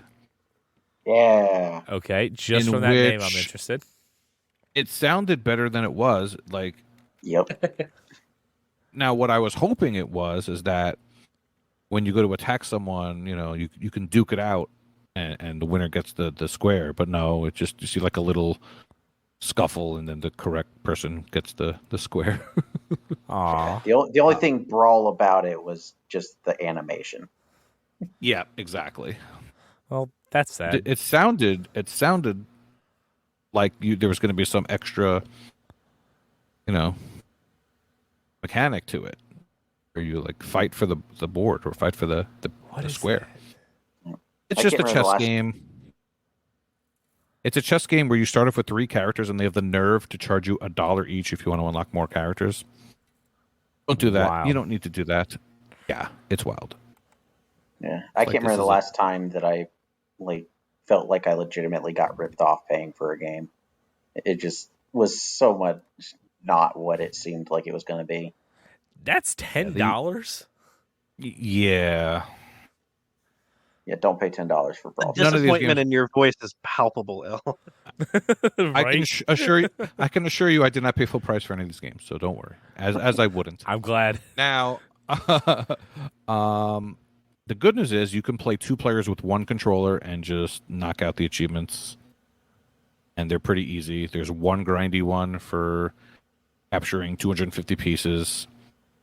But you can just, use the queen and go nuts on your opponent, and you'll knock it out in one sitting, like I did, because you're not going to want to come back to this. Win a game in 8 moves. Yep. All the links are for chess solvers. Well, I mean, like, there's 3-move and 4-move checkmates, so it's kind of surprising. Yes. It's just like, oh yeah, there's that real famous 8-move checkmate. And you have to beat the computer on the first, second, and third out of 5 difficulties. So you don't have to even do the hardest ones. All in all, Going to price easy track completion. this. Don't do it. Price track, as in Has it ever been more Very than cheap. $1?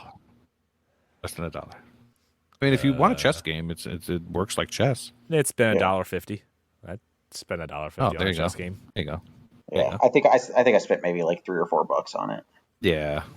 It wasn't too bad. Yeah, there's no way I'm not paying $10 for that piece of crap. Oh God, no! Nobody should do that. Music Racer is a sometimes you game that inexplicably came out with 2 more stacks Wait, recently. Yeah, basically it's a cool concept. There's techno tracks. You're in a car, and it's remember Rock Band Blitz? Yeah. Yes. Yeah, it's basically like that. You go left, middle, and right, and you hit the thingies, and you get points.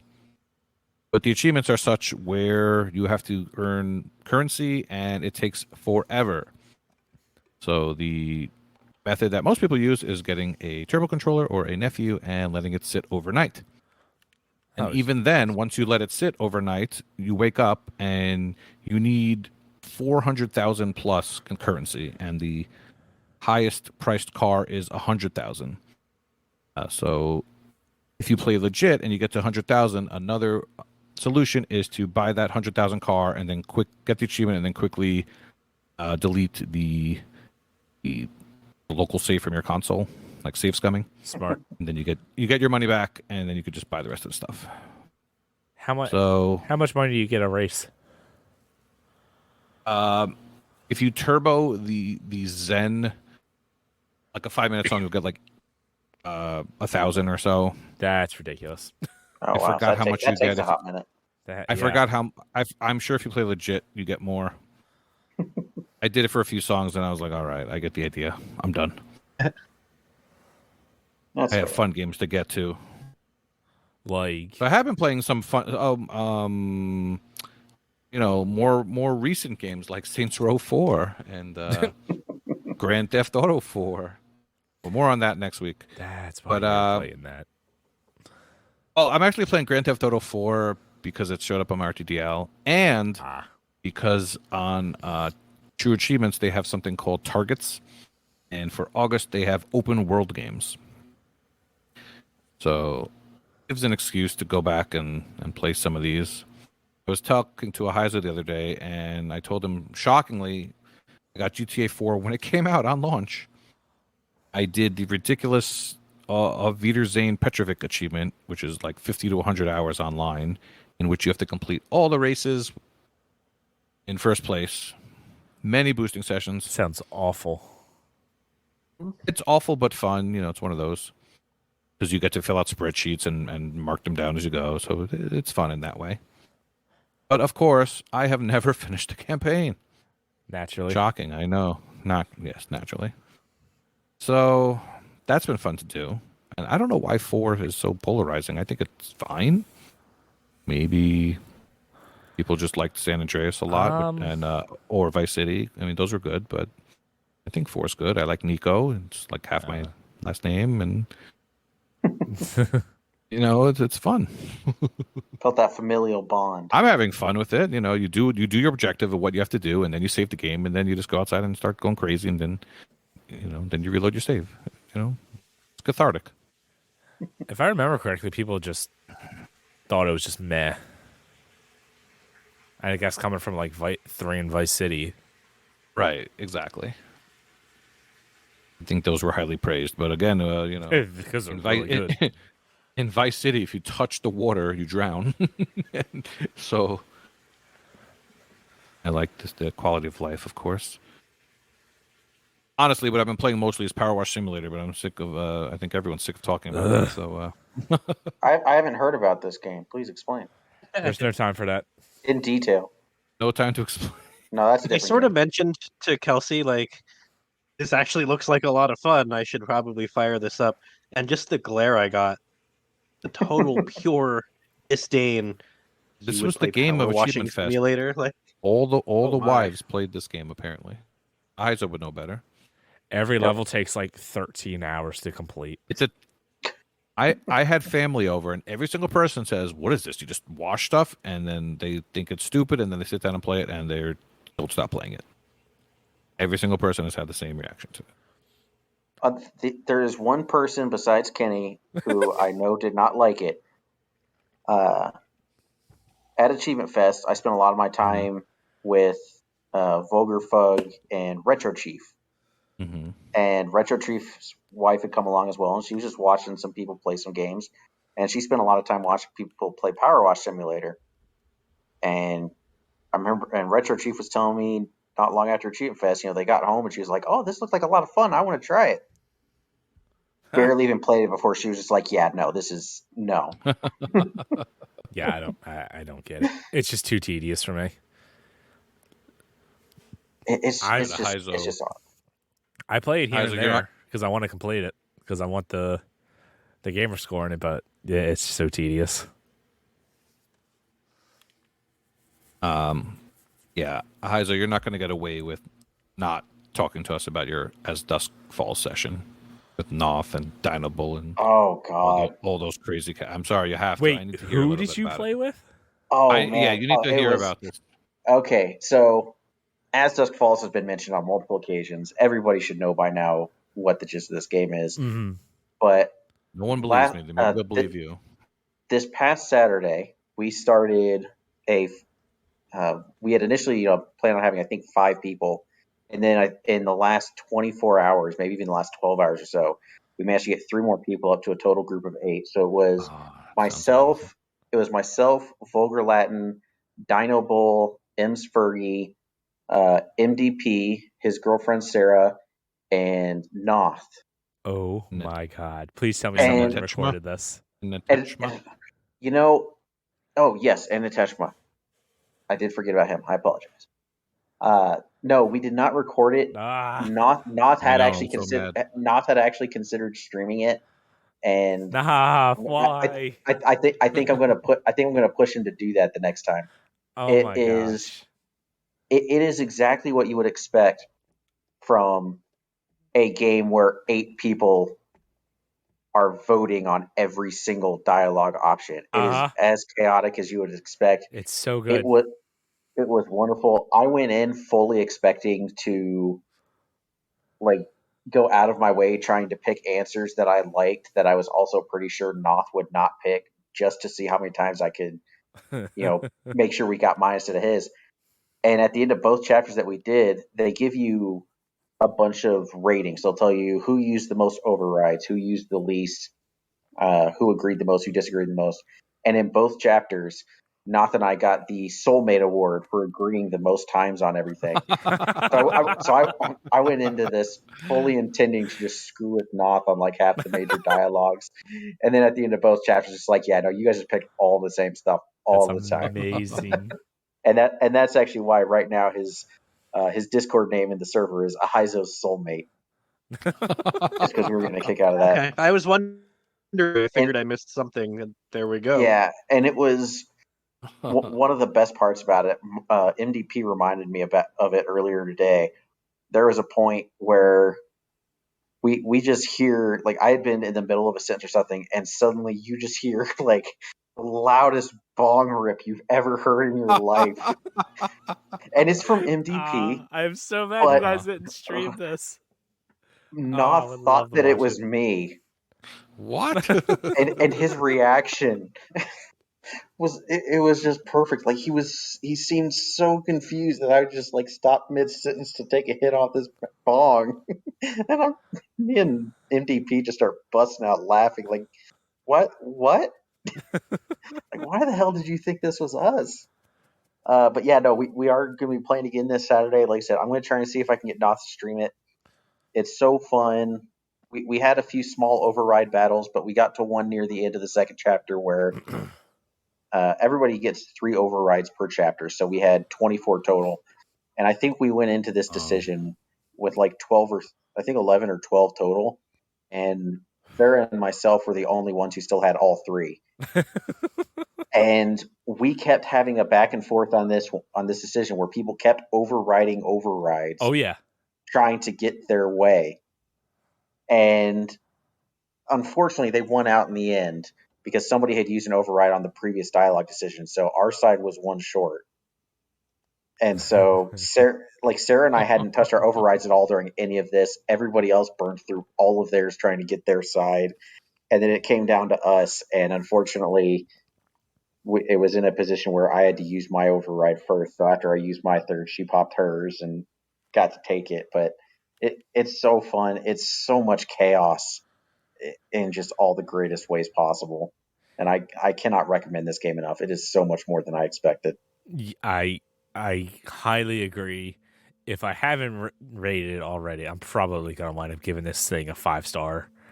It's getting a 4.5 at minimum from me. It's I that agree. good if you get a group. It is very much the kind of game where I was kind of hesitant about bringing in 8 people Oh because my I thought God, you that have might to. get a little too hectic. But honestly, that just made it better. This is a game where going all the way from 1 to 8 players, if you're adding another player, you're making it a better time. Just across the board. 100% agree. I honestly would suggest not playing this game unless you can get 5 people to play. Yes, any less than that, I would say keep hunting for people. I think if you get to like 4, it's probably still enjoyable, but you lose out on as many situations where you need to override or have ties, or even have splits between 3+ decisions. Mm-hmm. And once you get down to like 3 people, I don't even know that I'd say it's worth playing. Like doing it in a big group is half the appeal to this game, and it's so good. Yeah. I think the story would be just fine. Like if you played it by yourself and you like these type of games, you would probably enjoy it. The story's not awful, but like the appeal is absolutely having those override battles. And if you didn't know, you can go into settings and give people more overrides. Our group opted What to, now? yeah, Hold up, what now? yeah, you can up the amount of overrides. Our group, Oh boy. we settled on keeping everyone at 3 each. I don't know what the max is, but I know you could get more. Like I could only Oh man, I imagine would what would love to happen if you buff could it. have like 10. I would love to even just give it a small buff to like 5 or 6 or something. Even that would make a massive difference. Yeah. Oh man, I'm gonna have to I don't talk know. to the I group think about that. I think three's a good sweet 3 keeps spot, it but I special. would, Yeah. yeah, I wouldn't mind If trying a it's every chapter a time, little more. Mm-hmm. I think 3 is good too. Yeah. Three's a By good the spot, way, though.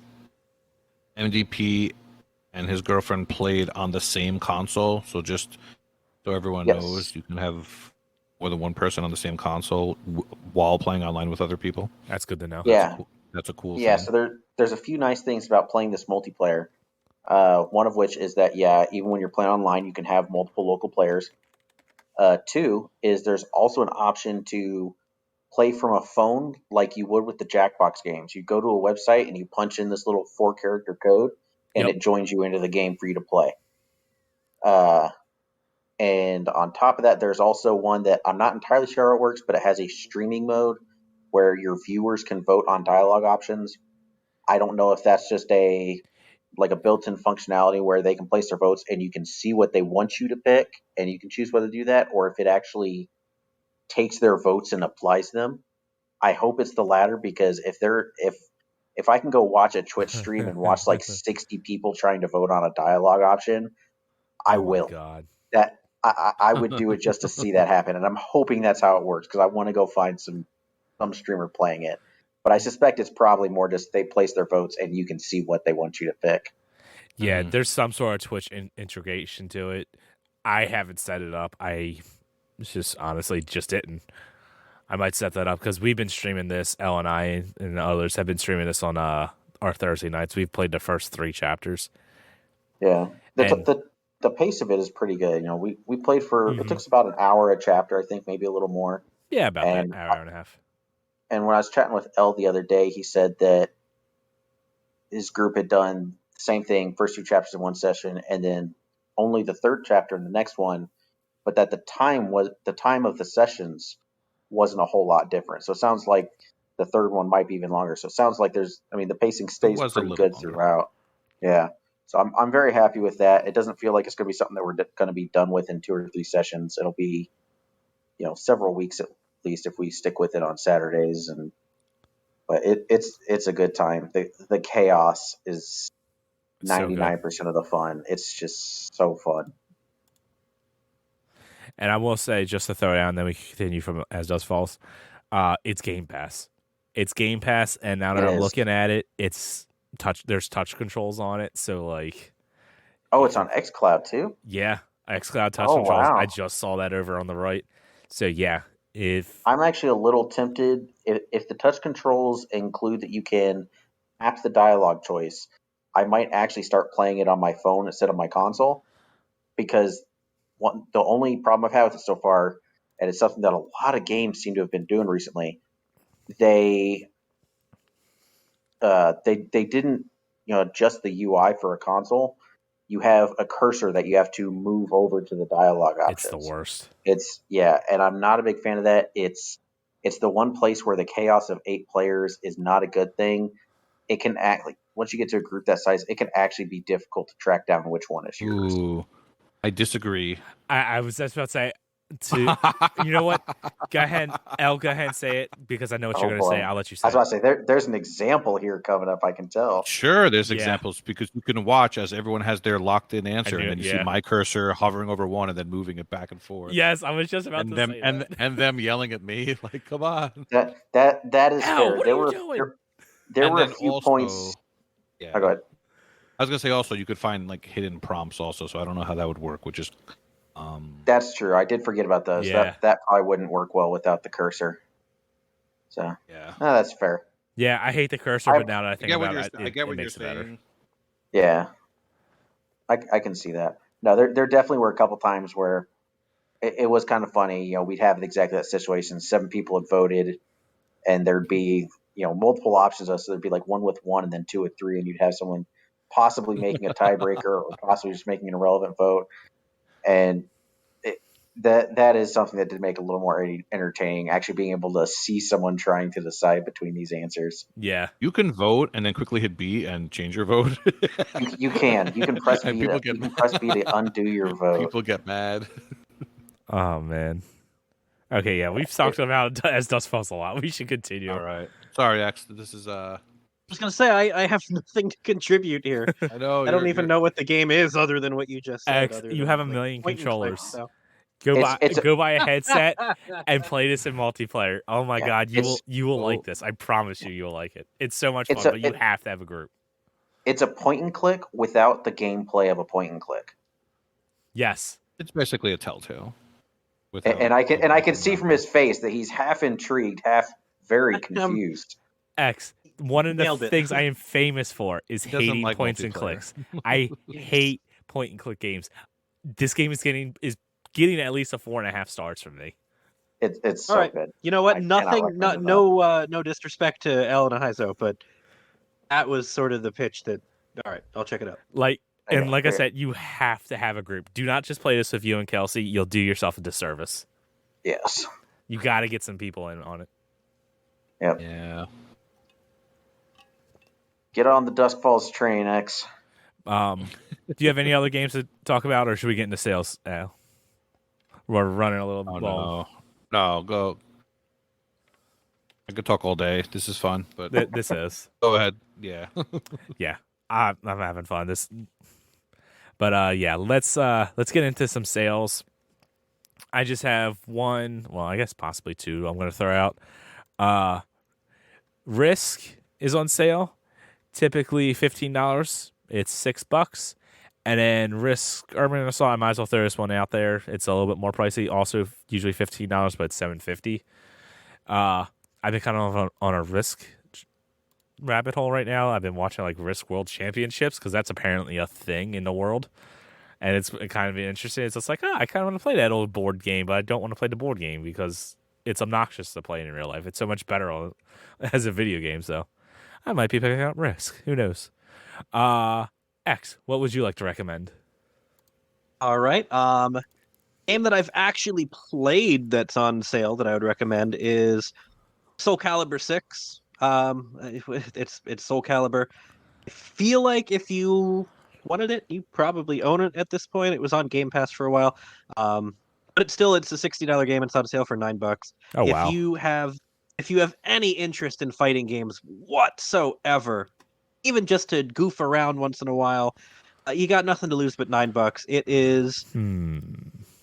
It's probably tied with Killer Instinct for my favorite fighting game of current gen or last gen, I suppose, for both of them. High I think praise. KI might still be number one, but no, I love Soul Calibur 6.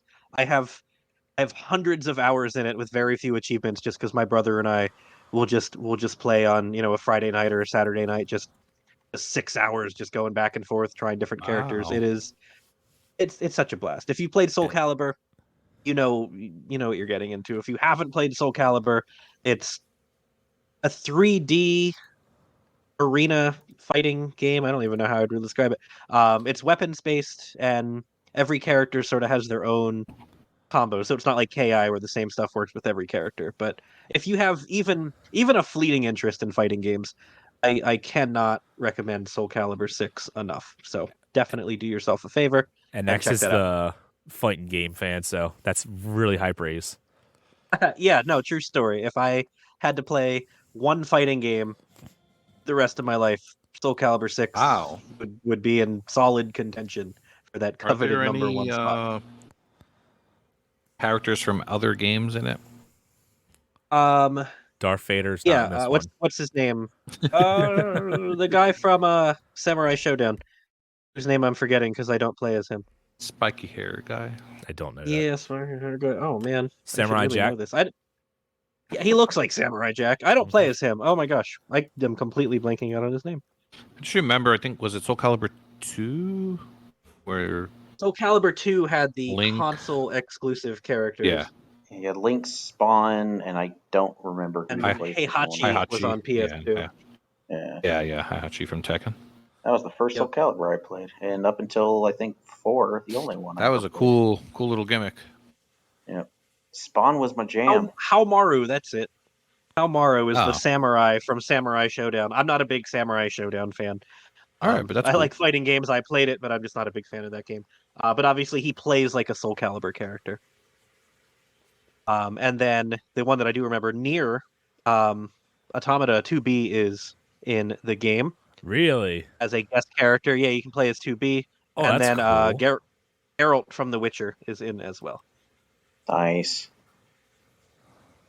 Yeah, again, I'll just repeat myself. I mean it for real. If you have even a passing interest in fighting games, check out Soul Calibur 6. I do not think you will be disappointed. And then my other two recommendations, I have not played these games, but they popped up in the sales, and I am intrigued. So Foof might like this one. Ella Metal's Death Metal Deathmatch is $2.79 down from $7.99. A 1.7 ratio, 1700 TA. It is a 1-star rating party genre. Oh, it's got to be great. Oh god. Oh, you know it's good. What's not to love there? Yeah, what's yeah, a dollar 1.19. 1.19 star rating, Oof. 1.7 ratio, $2.79. I mean, come on. I'm gonna go for it, and you should too. I don't know anything about it. I looked at no gameplay. No, I'll be buying it. And then Escape from Life Incorporated is $6 down from 10, so not a great sale. It appears to be a 3 to 4 hour completion. It has a 3.21 rather star rating. It's a puzzle platformer. 2300 TA, so it might be a little tougher. So I'll do some research there, but mostly it was the name of the game that intrigued me, Escape from Life, because I hate my life, so I would like to escape from it. That's not depressing. Ahayzo, what would you like to recommend? Not at all. Well, first, I'm going to start by seconding Soul Calibur. To counter X's, I love fighters, and Soul Calibur 6 is great view. I hate fighters, and Soul Calibur is awesome. I haven't played 6, but there's like a 99% chance I'm going to be buying it in the next couple days. Second, L, you will be very excited to know. Yes. Guess what game has a remaster on the Xbox One and is on sale today? Tell me. It is your favorite old school LA cop simulator game from the last decade, LA Noire. That is the worst dead horse that this podcast has. It is normally $40. It's down to $20. It's been on sale for this price a million times. It is a great game. It is solely here because Elle brought it up earlier in the show. I literally put it on the sheet as we were already recording.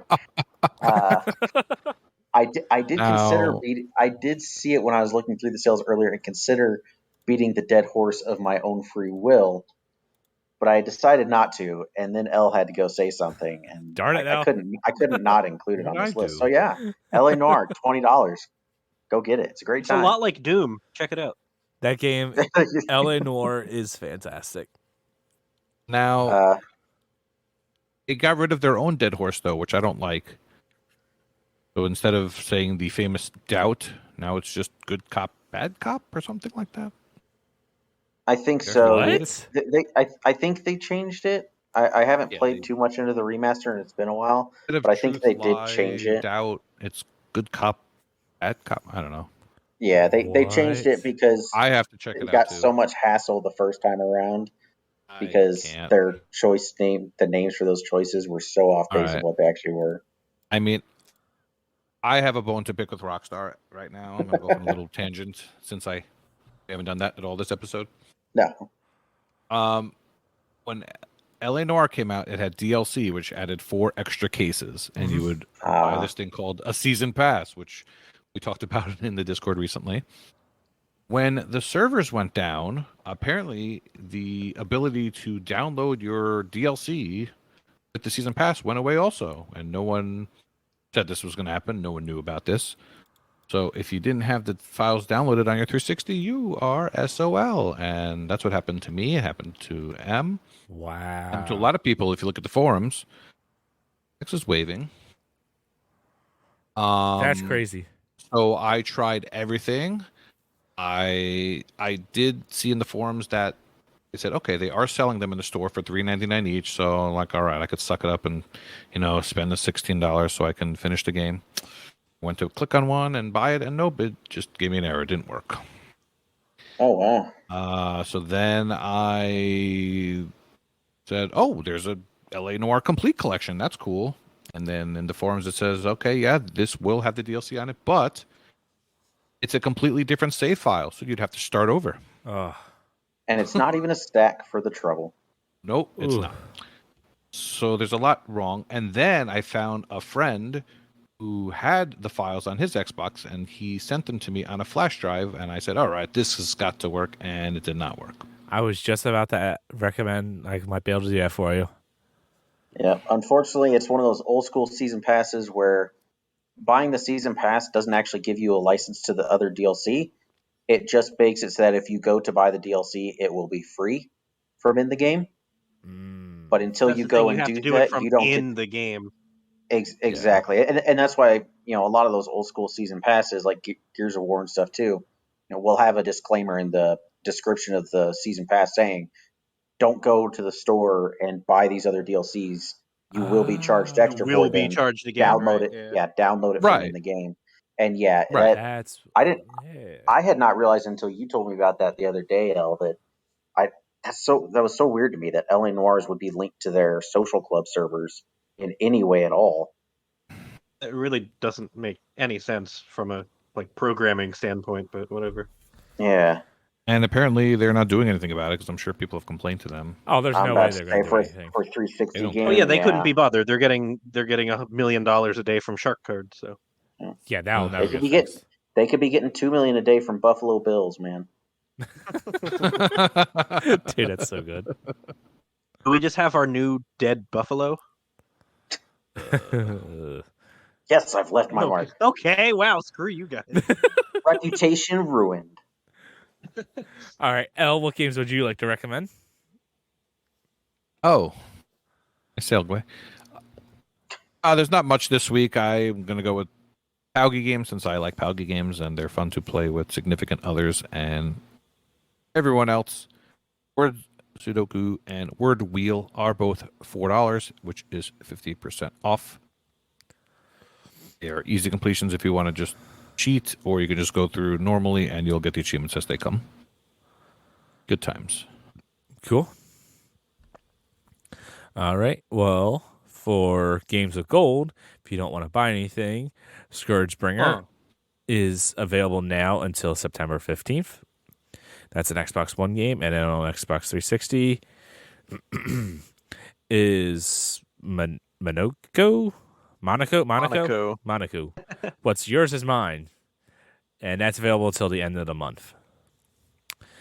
But You might have Monaco because that's another It's a repeat repeat. on the 360 side. So is 4-player online game that's actually a lot of fun, which is some difficult achievements, but I'm actually starting it up with the group this weekend. I've heard good. Elle is not the only person I've good. heard say that it's good, but Yeah, I played know a couple nothing about levels. It was a good enough time. all right. Ugh. 400 gamer score though. Blech. Game Boy. Pass news available now is Boy, Coffee Talk. Who cares about that? Nobody has anything to say about this. Wait. Oh wait, wait, hold on. There's a note. Elle has something to say about this. Well, what do you want to say about this? Aw. Coffee Talk makes me sad. I believe this was on Game Pass, and then it left, and now it's It was back. games with gold. I don't think it was ever Game Pass. Yeah, I think it was. I think it was Games of Gold. It was games with gold because that's how I have it. Is games with gold. Okay, well, if you haven't played it, I'm not one to read the story in visual novels, but I really enjoyed the story in Coffee Talk. I actually did it on my laptop or Surface or something. Play anywhere. And there's a crazy story. And it's sad because the person responsible for Coffee Talk recently passed away. So I think it was just done by one person. Say, play Coffee Talk. Don't skip the dialogue. At least right away. Check it out. And you get to brew drinks, which is a lot of fun. June 2020 was Games of Gold. Right. And it looks like we're expecting a sequel to it this A year. lot of people probably have it. Yeah, I'm curious if that sequel is gonna see the light of day. I'm about to say, yeah, depending on how crucial that guy was to its existence. Oh, I would also just like to throw out there. I'll piggyback on what it said. I am formerly the visual novel guy. I stopped playing all the crappy ones, but I'll still play the good ones. And it's one of the good ones. I know most of you are just going to fast forward through the dialogue, and in that case, it's probably going to be pretty tedious. But tedious? That's not a word. The what? Tedious. it is now. Easy but Yeah. tedious. Yeah, that. Thank you. But no, I'll piggyback what else said. The story is very well done, and very well handled, I guess, if you think about all the sort of issues it deals with.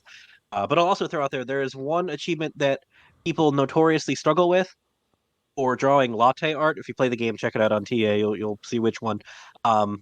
I have my most upvoted guide on TA ever is for the latte art one. So go check out my guide and give me an upvote because I promise it will work for you. All right. I had a hell of a time getting that one, so I put the guide out to help people, and yeah, there you go. Also coming to Game Pass, August 23rd is Midnight Fight Express. August 25th for the PC is Exapunks. Also on the 25th is Opus Echo of Star Song Full Bloom Edition for that's console and PC. We didn't mention that one in our remasters. Yeah. Yeah. On August 30th, we have Commandos 3 HD Remaster for the cloud console and PC. Immortality for cloud PC and Xbox Series X and S. The big one for the 30th is Immortals Phoenix Rising. Thank you for everyone for buying that, so now I don't have to. Cloud console and PC. Love that game. Loved everything about that game. Thank you for buying it.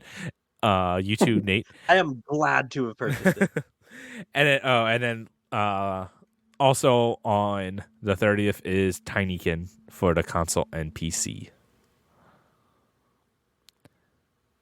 All right, and then unfortunately, leaving August 31st are a couple of really heavy hitters is leaving Game Pass. This is probably the worst leaving Game Pass news we've had. Yeah. First up, we have Elite Dangerous, Hades, Myst, NBA 2K22, Signs of the Sojourner, Spiritfarer, 12 Minutes, 2 Point Hospital, What Remains of Edith Finch, and World War Z.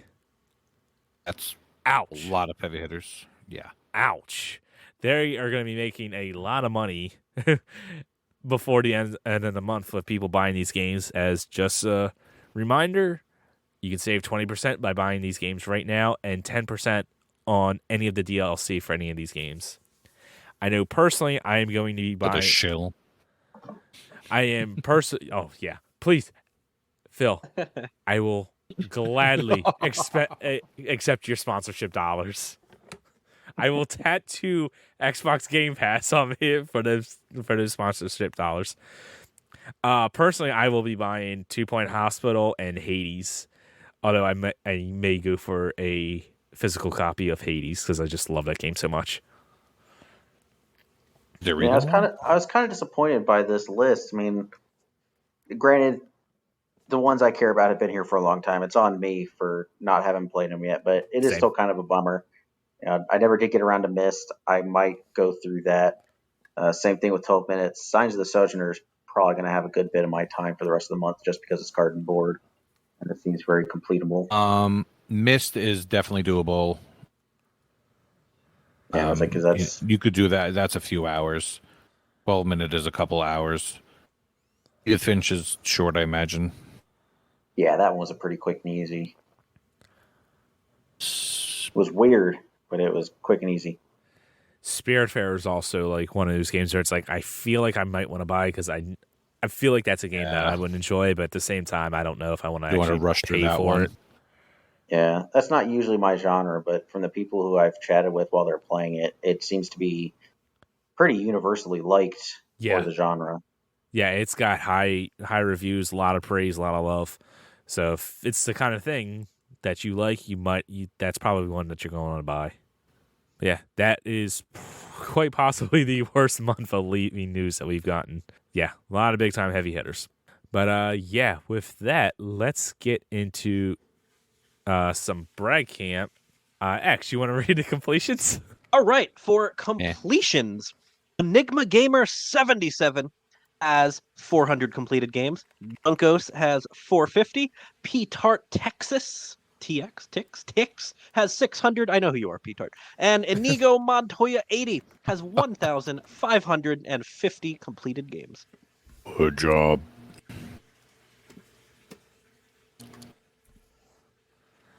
Ahayzo, you want to take the streaks? Yeah, so in streaks we have Lucas 1987, who is on a 200-day achievement win streak. We have It's Alive X on a 700-day, Morbid 237 with 1150, Enigma Gamer 77 on 1350, and then jumping up to Seamus McLimey at 2150, Mr. Gompers and Matriarch both with 3,250-day achievement win streaks. AS Unknown 1 reached his 1-year anniversary streak, as did Sadak. In Gamerscore, AS Unknown has hit 150,000. Print Clue Scroll 250,000. Aftos 84. I hope I'm saying that right. 300,000. Sir Polygon 450,000. Desert Fox 0420 500,000. P-Tart has hit 550,000. Logic Slayer 650,000. What the Fug has hit 900,000. Big L has hit 950,000, as he said before. X hit 1.25 million gamer score. And Mental Knight has hit 1.9 million gamer score. Truly mental. Ba-dum-ts. And a night.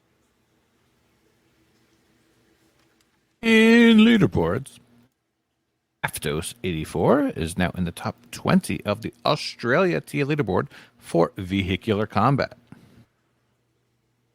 And that was back in the day on PlayStation. Destruction Derby and those type of games are really fun. Destruction Destruction Derby Derby was was so so good. Twisted Metal. Twisted Metal, like you don't see those anymore. Bring really. back Those are- Twisted Metal. Why has that not been rebooted yet? We may not be getting video games, but Amazon is working on a Twisted Metal TV show, and I am so What? excited. Oh yeah. If it is even halfway What, decent, I will watch the entire thing. I'm gonna so watch it. I'm hyped. probably gonna hate it. What do they even have now? I don't even know. What Xbox games do they have? Look it up. None. Dave Bottom is in the top 100 of the Gamerscore leaderboard for Vayners. Oh, Mr. Bottom. Dave, you need to shh. Mess it up every time on purpose, just for you. Like Children You of need to Bodom. hang out in the Vayner channel. Or music. Sir Polygon is in the top 10 of the TA leaderboard for On Rails and number 1 in completions for On Rails. Nice. And It's pretty cool, actually. yeah, if you're I don't into know how many games are Crimson Dragon, yeah. in the genre. There can't be that many, which tends to make them really competitive. So, congrats on number 1. Right. Don't forget what Elroy said, that a railroad simulator should be on rails, but it's not.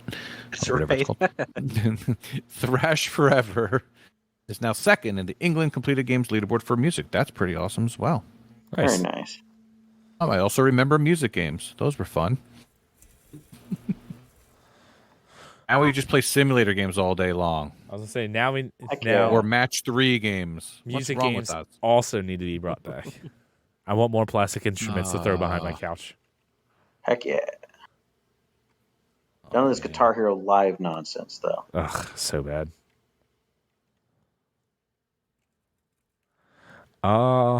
Right. Nobody tag me in Brad Cam. I'm not going to find them. You got to tag me. Come on, guys. There were a lot of almost amp stuff. Yeah, that's just Sweet. Israel. being Almost doesn't count. You gotta tag L. That's just Yep. Izzard like, oh look, I almost completed boyfriend dungeon, and oh now I did. Hey, he Dang. still got a shout out, so it obviously worked. Damn for it. him. There you Apparently, you fell don't into- have to tag fell go. right into his trap. Reverse proctology. I hate it when I that happens. apologize for my participation in this endeavor. All right, Ahayzo's guys. fault, as That- usual. That will do it for us. That was a long one. That's what she said. Come on. I like how you just stopped talking. How do You we- waited for the pause. Because I knew I someone remember would you left a interrupt pause. me. You were just waiting. I thought we all were gonna do it. Because after I said it, I'm like, someone's going to say it, so I might as well just pause, let it get it out. All right. Oh, man. Yes. The usuals. You can follow and subscribe to us over on Twitch, twitch.tv/AH101. Send us a Twitter tweet on the Twitter at Achievements101. We have Patreon, Achievement Hunting 101, YouTube, Achievement Hunting 101, but most importantly, join the Discord. Come be a part of the community. You get all the links to everything, the contests, giveaways, all the good stuff. Discord.io/AH101. All the links for everything is down in the show notes. Ahayzo is great having you guys on. This was a lot of fun, as you can tell, because the show is 2 hours long. We had so many rabbit trails. So such a bad sign, yet such a good sign. It was. When the show goes long, you know you're just having fun because we're just talking. It was like an Xbox Live party chat. Exactly. I have no idea what we talked about. It's probably good. And I had fun. I had fun. Thanks for having me. Who knows when you'll see me next? Because school and nobody wants to record with me anymore, apparently. So if you want to record with me, just no let me sad know. X. Come on. No, this isn't sad X. No This is sad X. why does nobody want to record No with me? pity party. Hey, you've missed your window of opportunity to record with people. Oh man. Oh, well, you know what? I can't think of a better way to end the show than top 3 games installed on my backup console that start with the letter A, As Defined Hearts 2, American Hero, and Agatha Christie, Hercule Poirot, The First Cases. Oh, Man, I haven't heard one of those in a while. right? Okay, I'd hate to keep this show going, especially after that, but American Hero. Look up Just Bad Games, American Hero. This channel Rares did an entire video on that game. Oh my god, that looks so awful. I cannot believe that is in your top 3. You must only have Sidebar. I only have 3 I was games just about to that say start that. with the letter A. And I was just about to say you must only have 3. All right. All right, I found the YouTube video. How did Resident Evil 2 manage to fit on a single N64 cart? It has 1.4 million views. Please send that to me. I will. yeah, put it in the group. It was really hard to find. I typed in Resident Evil N64 into YouTube, and it was the first one. Yeah, but I'm so lazy. I don't want to. I don't want Oh, to type it in alright. when you already have it. You already did the work. Putting it in. All right, but yes, right before we That's what leave, he said. Ahayzo, is there anything that you would like to plug or talk about before we head out? I might start a GoFundMe just to start being able to plug something and get some money out of it, but no, not right now. All right. It sounds like he's saying he's plugging the Achievement Hunting 101 Patreon. So he's the guest. Go ahead and listen to what he just said. But with that, thank you guys for joining us. Thank you guys for listening. Class is dismissed. See you all next week. See ya. Bye. Alrighty, I'm here at the Achievement Fest 2022 in Terre Haute.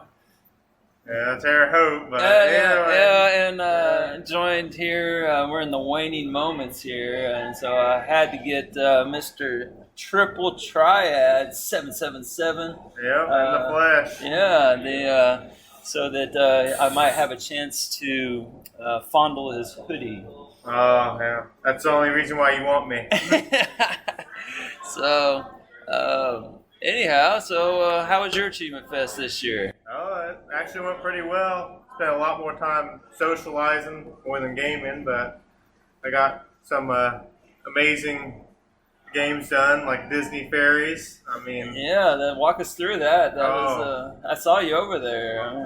it was something else. I could only handle about a chapter at a time before I had to get up and do something else. I mean, that Tinkerbell, she is very Oh. inventive. She's very tinkering, one might say. Indeed. So, which achievement did you find the worst in that game?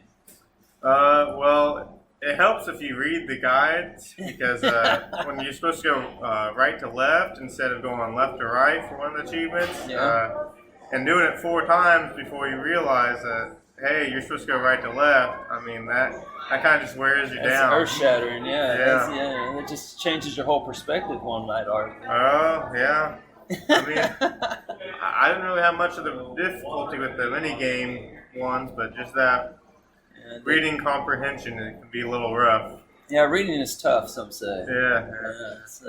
So you got Disney Fairies out of the way, and so what else was your highlight here? I saw you in the back in the haunted kitchen a lot. We went through Attack of the Movies 3D. That was something else because, I mean, when you have an on-rails game, it's nice. Like, some of them can be pretty good, but when you have an on-rails game where every single time after you shoot, the cursor just goes straight to the middle of the screen, and you have to fight that the whole time you're playing, it can be a little damning, one might say. Yeah. Did you look groovy in the glasses? Oh, we didn't bring up the glasses. What? No. Oh man, you should at least got a picture with everyone with the glasses on. Yeah, I asked if they wanted to, but it was 3 a.m, so we were kind of wearing a little thin. Right on. Did you play any of the rock band back there? Yeah, I've got a little bit done. A lot of the band stuff for a few people, and then myself included. But I heard you went through the whole Beatles catalog. Oh, we did. That was something else. Yeah. We had Vulgar. He was on vocals. He was doing a pretty good job, and then Ahayzo and myself were on guitar, and Dino Bull was on drums for half of it. So we had a pretty good rock band going on back there. All right. How'd you adjust for the decayed kick pedal? We were actually using a different kick pedal, so it wasn't dry rotted? No, it wasn't the dry rotted one. But okay. You gotta give a shout out to Retro, man. Oh yeah. He went above and beyond trying to figure out how to get that Guitar Hero tutorial to work. But ended up just being a different solution. Ended up saving the day for that. So yeah. Well, that's so. I know you don't have a whole lot of time with us. So, what would be your best memory for this Achievement Fest? I mean, you've been to how many so far? This is my 3rd one. So okay. Now, I got a few under my belt. But yeah. How'd this one fare to the other 2?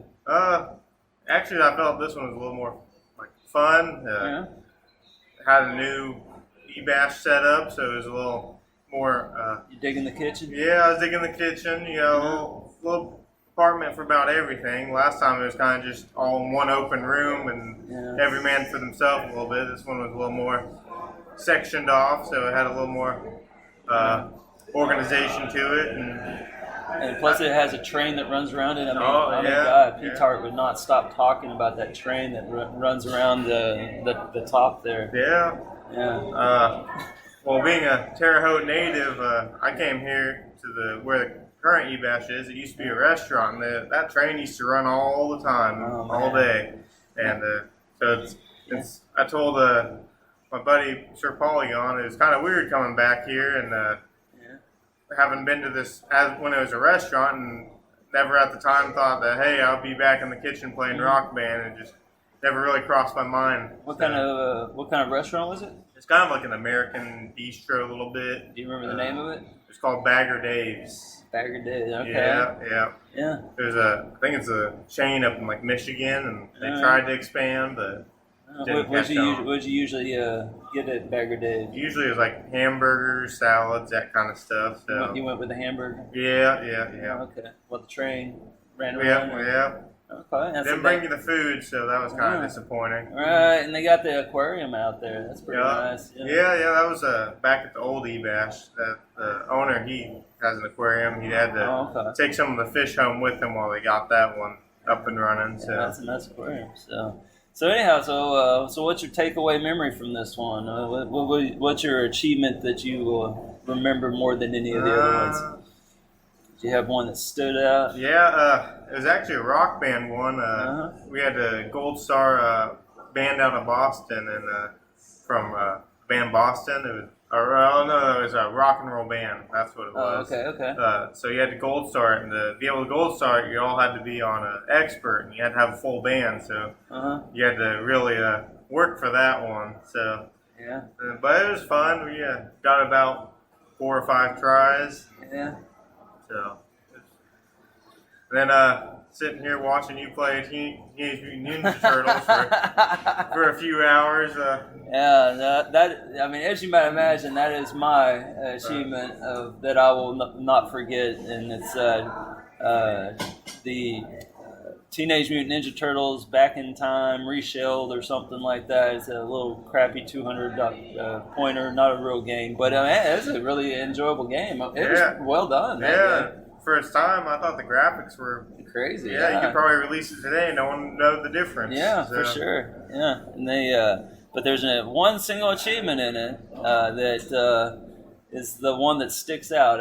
All the other ones are like a 1-to-2 ratio, but then there's this one little 4 ratio is snuck in there where you have to beat the entire game on 1 life, and if you die, that's it. And so there's also a boss that will one-shot you to death. And so, painting a picture for you here, just imagine how frustrating it could be to get all the way through it, have someone convince you, you're like, hey, I'm not going to go for this. I don't need this stress at Achievement Fest. But then someone's like, hey, let's just try it co-op. And then, you hypothetically start it, and then they die off in level 3. Yeah. Yeah, and then that's crazy, right? Yeah, I mean, other people attempted it as well. That's why they got they got killed off as well. So it's a common thread. No, but yeah. So Triple talked me into trying it, and then I got all the way to Shredder, all the way to stage 7, and then had him down to like 2 health, and then all of a sudden I'm laying on I'm a little turtle, just laying spread on eagle, playing one. Yes, and I like turtles, but apparently Shredder does too, and he has a whole terrarium full because that happened not once, but I sucked it up and waited until the last thing I did last night, and so I tried a second run, and be damned if it wasn't the exact same thing. So he has a terrarium with 2 little turtles in it. Two Leonardos and blue headbands. Yeah, full of disappointment. But much like the hero's journey this morning. 3rd time's the charm. Indeed. Man. So I'm super pumped about it. I got the completion. That's my achievement. That's my Achievement Fest trial. And and then the rest of the time I spent wading through visual novels, trying to catch up. Did any of them catch your eye? Was there any story? Did you enter the dragon? No, not any stories. There's some interesting one. I played one where every time you died, a pizza came up on the screen and had a frowny face like you died. So that was memorable. And then I don't know, some of them were just out there a little bit. Watching the Sheena Itsu one, the dog one, where it looked the visual novel looks like a PowerPoint presentation. Yeah, that one was like, what? That one. The background looked like something you'd have on a clip art or something like that. It was. I'm telling you, I swear they made that game in PowerPoint. Yeah. So that was interesting. How much gamer score did you put up yesterday? About 12,000. All right, you feel good about that? That's more than I've done all year. So. So, how bad did your ratio drop? Not at all. Really? It's getting set at a 1.78. Really? 12,000 and just crap. Yep. Infused gamer score and it didn't budge. Nope. That's solid. So we'll see how long that lasts. Awesome. Well, I don't want to keep you too long, so I've been asking everybody, if you're on the fence about coming to Achievement Fest, what would you do to push them over the edge and have them come? I'd say just take a leap. About 10 people here, it was their first time, and I have a feeling that they're going to come back again because, I mean, it's just a blast having a whole few days just to play games, hang out, go explore Terre Haute. Well, what there is to explore. Just come on down. I mean, more people tend to come every year, so it's always nice to see more new faces, especially from the achievement hunting community, because it's always nice to put a name with a face. Absolutely. Yeah. Awesome. So before I let you go, are you gonna let me see this garment that you brought with you? Yeah, that's All right. So I'm looking at this hoodie here. It appears to have a golden hue to it. Yeah, it's gosh. And Oh my goodness! And it's got his name on it. Yeah. And it says 2017 GTAS Team Winner. Yeah. Oh my goodness! On the front, you got the TA and my goodness! the GTAS logo. So how often do you wear this? Oh wait, do I get to like? Oh, you can touch it. You can touch it. Oh my goodness! Oh man, it Oh feels God, the GTAS. oh my goodness! That was amazing. Yeah, I'm gonna touch it again. That's crazy. I've only worn it a few times. Only a few times? What the hell's wrong with you? It's hard to take it out of its frame up on the wall. Absolutely. I mean, yeah, that's man, one can dream. I hope to own one of my own someday. Time will come eventually. The golden hoodie. So I appreciate you sharing that with me. Of course. It looks nice. Yeah, now you know what to strive for. It is. I feel, I'm just feeling all this motivation now. I mean, Shredder got his this morning, and now I'm touching golden hoodies. And there you go. Yeah, well, I call it a win. So. Yeah. So anyhow, I know you got to get off to the airport or take someone to the airport. So, any parting thoughts for the folks? It's always nice to see new people and get some achievements along the way. Absolutely. One might say the achievements are the people that you meet, not the gamer score you earn. Oh man. Wise words of wisdom. Dropping the wisdom on the way out. I love it. Yeah. All right. So anyhow, man, I appreciate you. Yeah. Have us some safe travels. Well, thank you. You too. All right. Take care, guys. All right.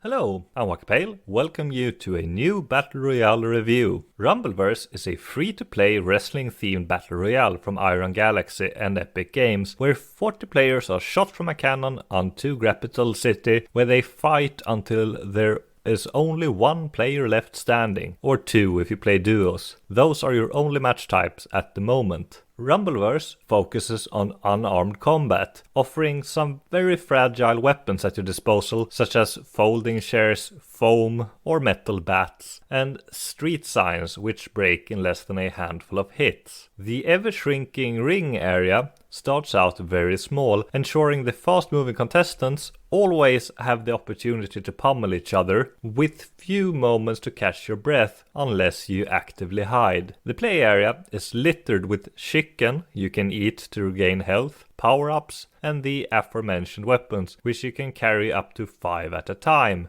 But anything you're currently holding in your hands is dropped if anything hits you. There are no ranged weapons, but you can throw anything you're holding at your enemies, including chickens. The fast-paced fights has rock, paper, scissor-like mechanics, with moves like light attacks, heavy attacks, and blocks, where heavy attack breaks blocks, and light attacks leaves your enemy vulnerable. In Rumbleverse, you level up and gain random perks as you deal damage. You also gain star power by hitting enemies, as well as getting hit, which allows you to briefly go into a powerful super state and use a super move, which is your best way of knocking out opponents, as it can instantly take out just barely damaged opponents. As Rumbleverse highly encourages an aggressive playstyle, there often end up being hotspots where a handful of players are brawling at the same time, constantly pulling in nearby contestants. Hiding is possible and a valid strategy to reach the end game, but depending on the remaining players' perks, it can be rather difficult to take them out if you haven't powered yourself up. Rumbleverse 1000 gamer score only has 12 achievements, and at the moment worth 3800 TA, which hasn't settled yet, but I'm guessing it will end up at a ratio around 2 due to how easy it is, especially with a boosting partner. But since it is free to play, the ratio might stay higher than it deserves. There is only one truly challenging achievement, which is for winning a match without equipping a special move. Most achievements will come with natural play, but there are a few you have to go out of your way for, such as eating a chicken outside of the ring. This particular achievement has a bad description, as it leaves out you need to be at low health when doing so to unlock it. There's also an achievement for performing a massive elbow drop on someone from very high, which you'll likely end up doing anyway, as it is fun to elbow drop opponents when jumping from rooftops. There's only one grindy achievement, which is for breaking the block for another player 100 times. This might not sound bad, but the issue is most players rarely, if ever, block, making this achievement alone likely taking around 15 to 20 hours of natural play. Or you can boost it quickly with a friend in around 2 uninterrupted matches. Rumbleverse can technically be completed in around 2 hours if you get your win without special abilities early and have a boosting buddy, but will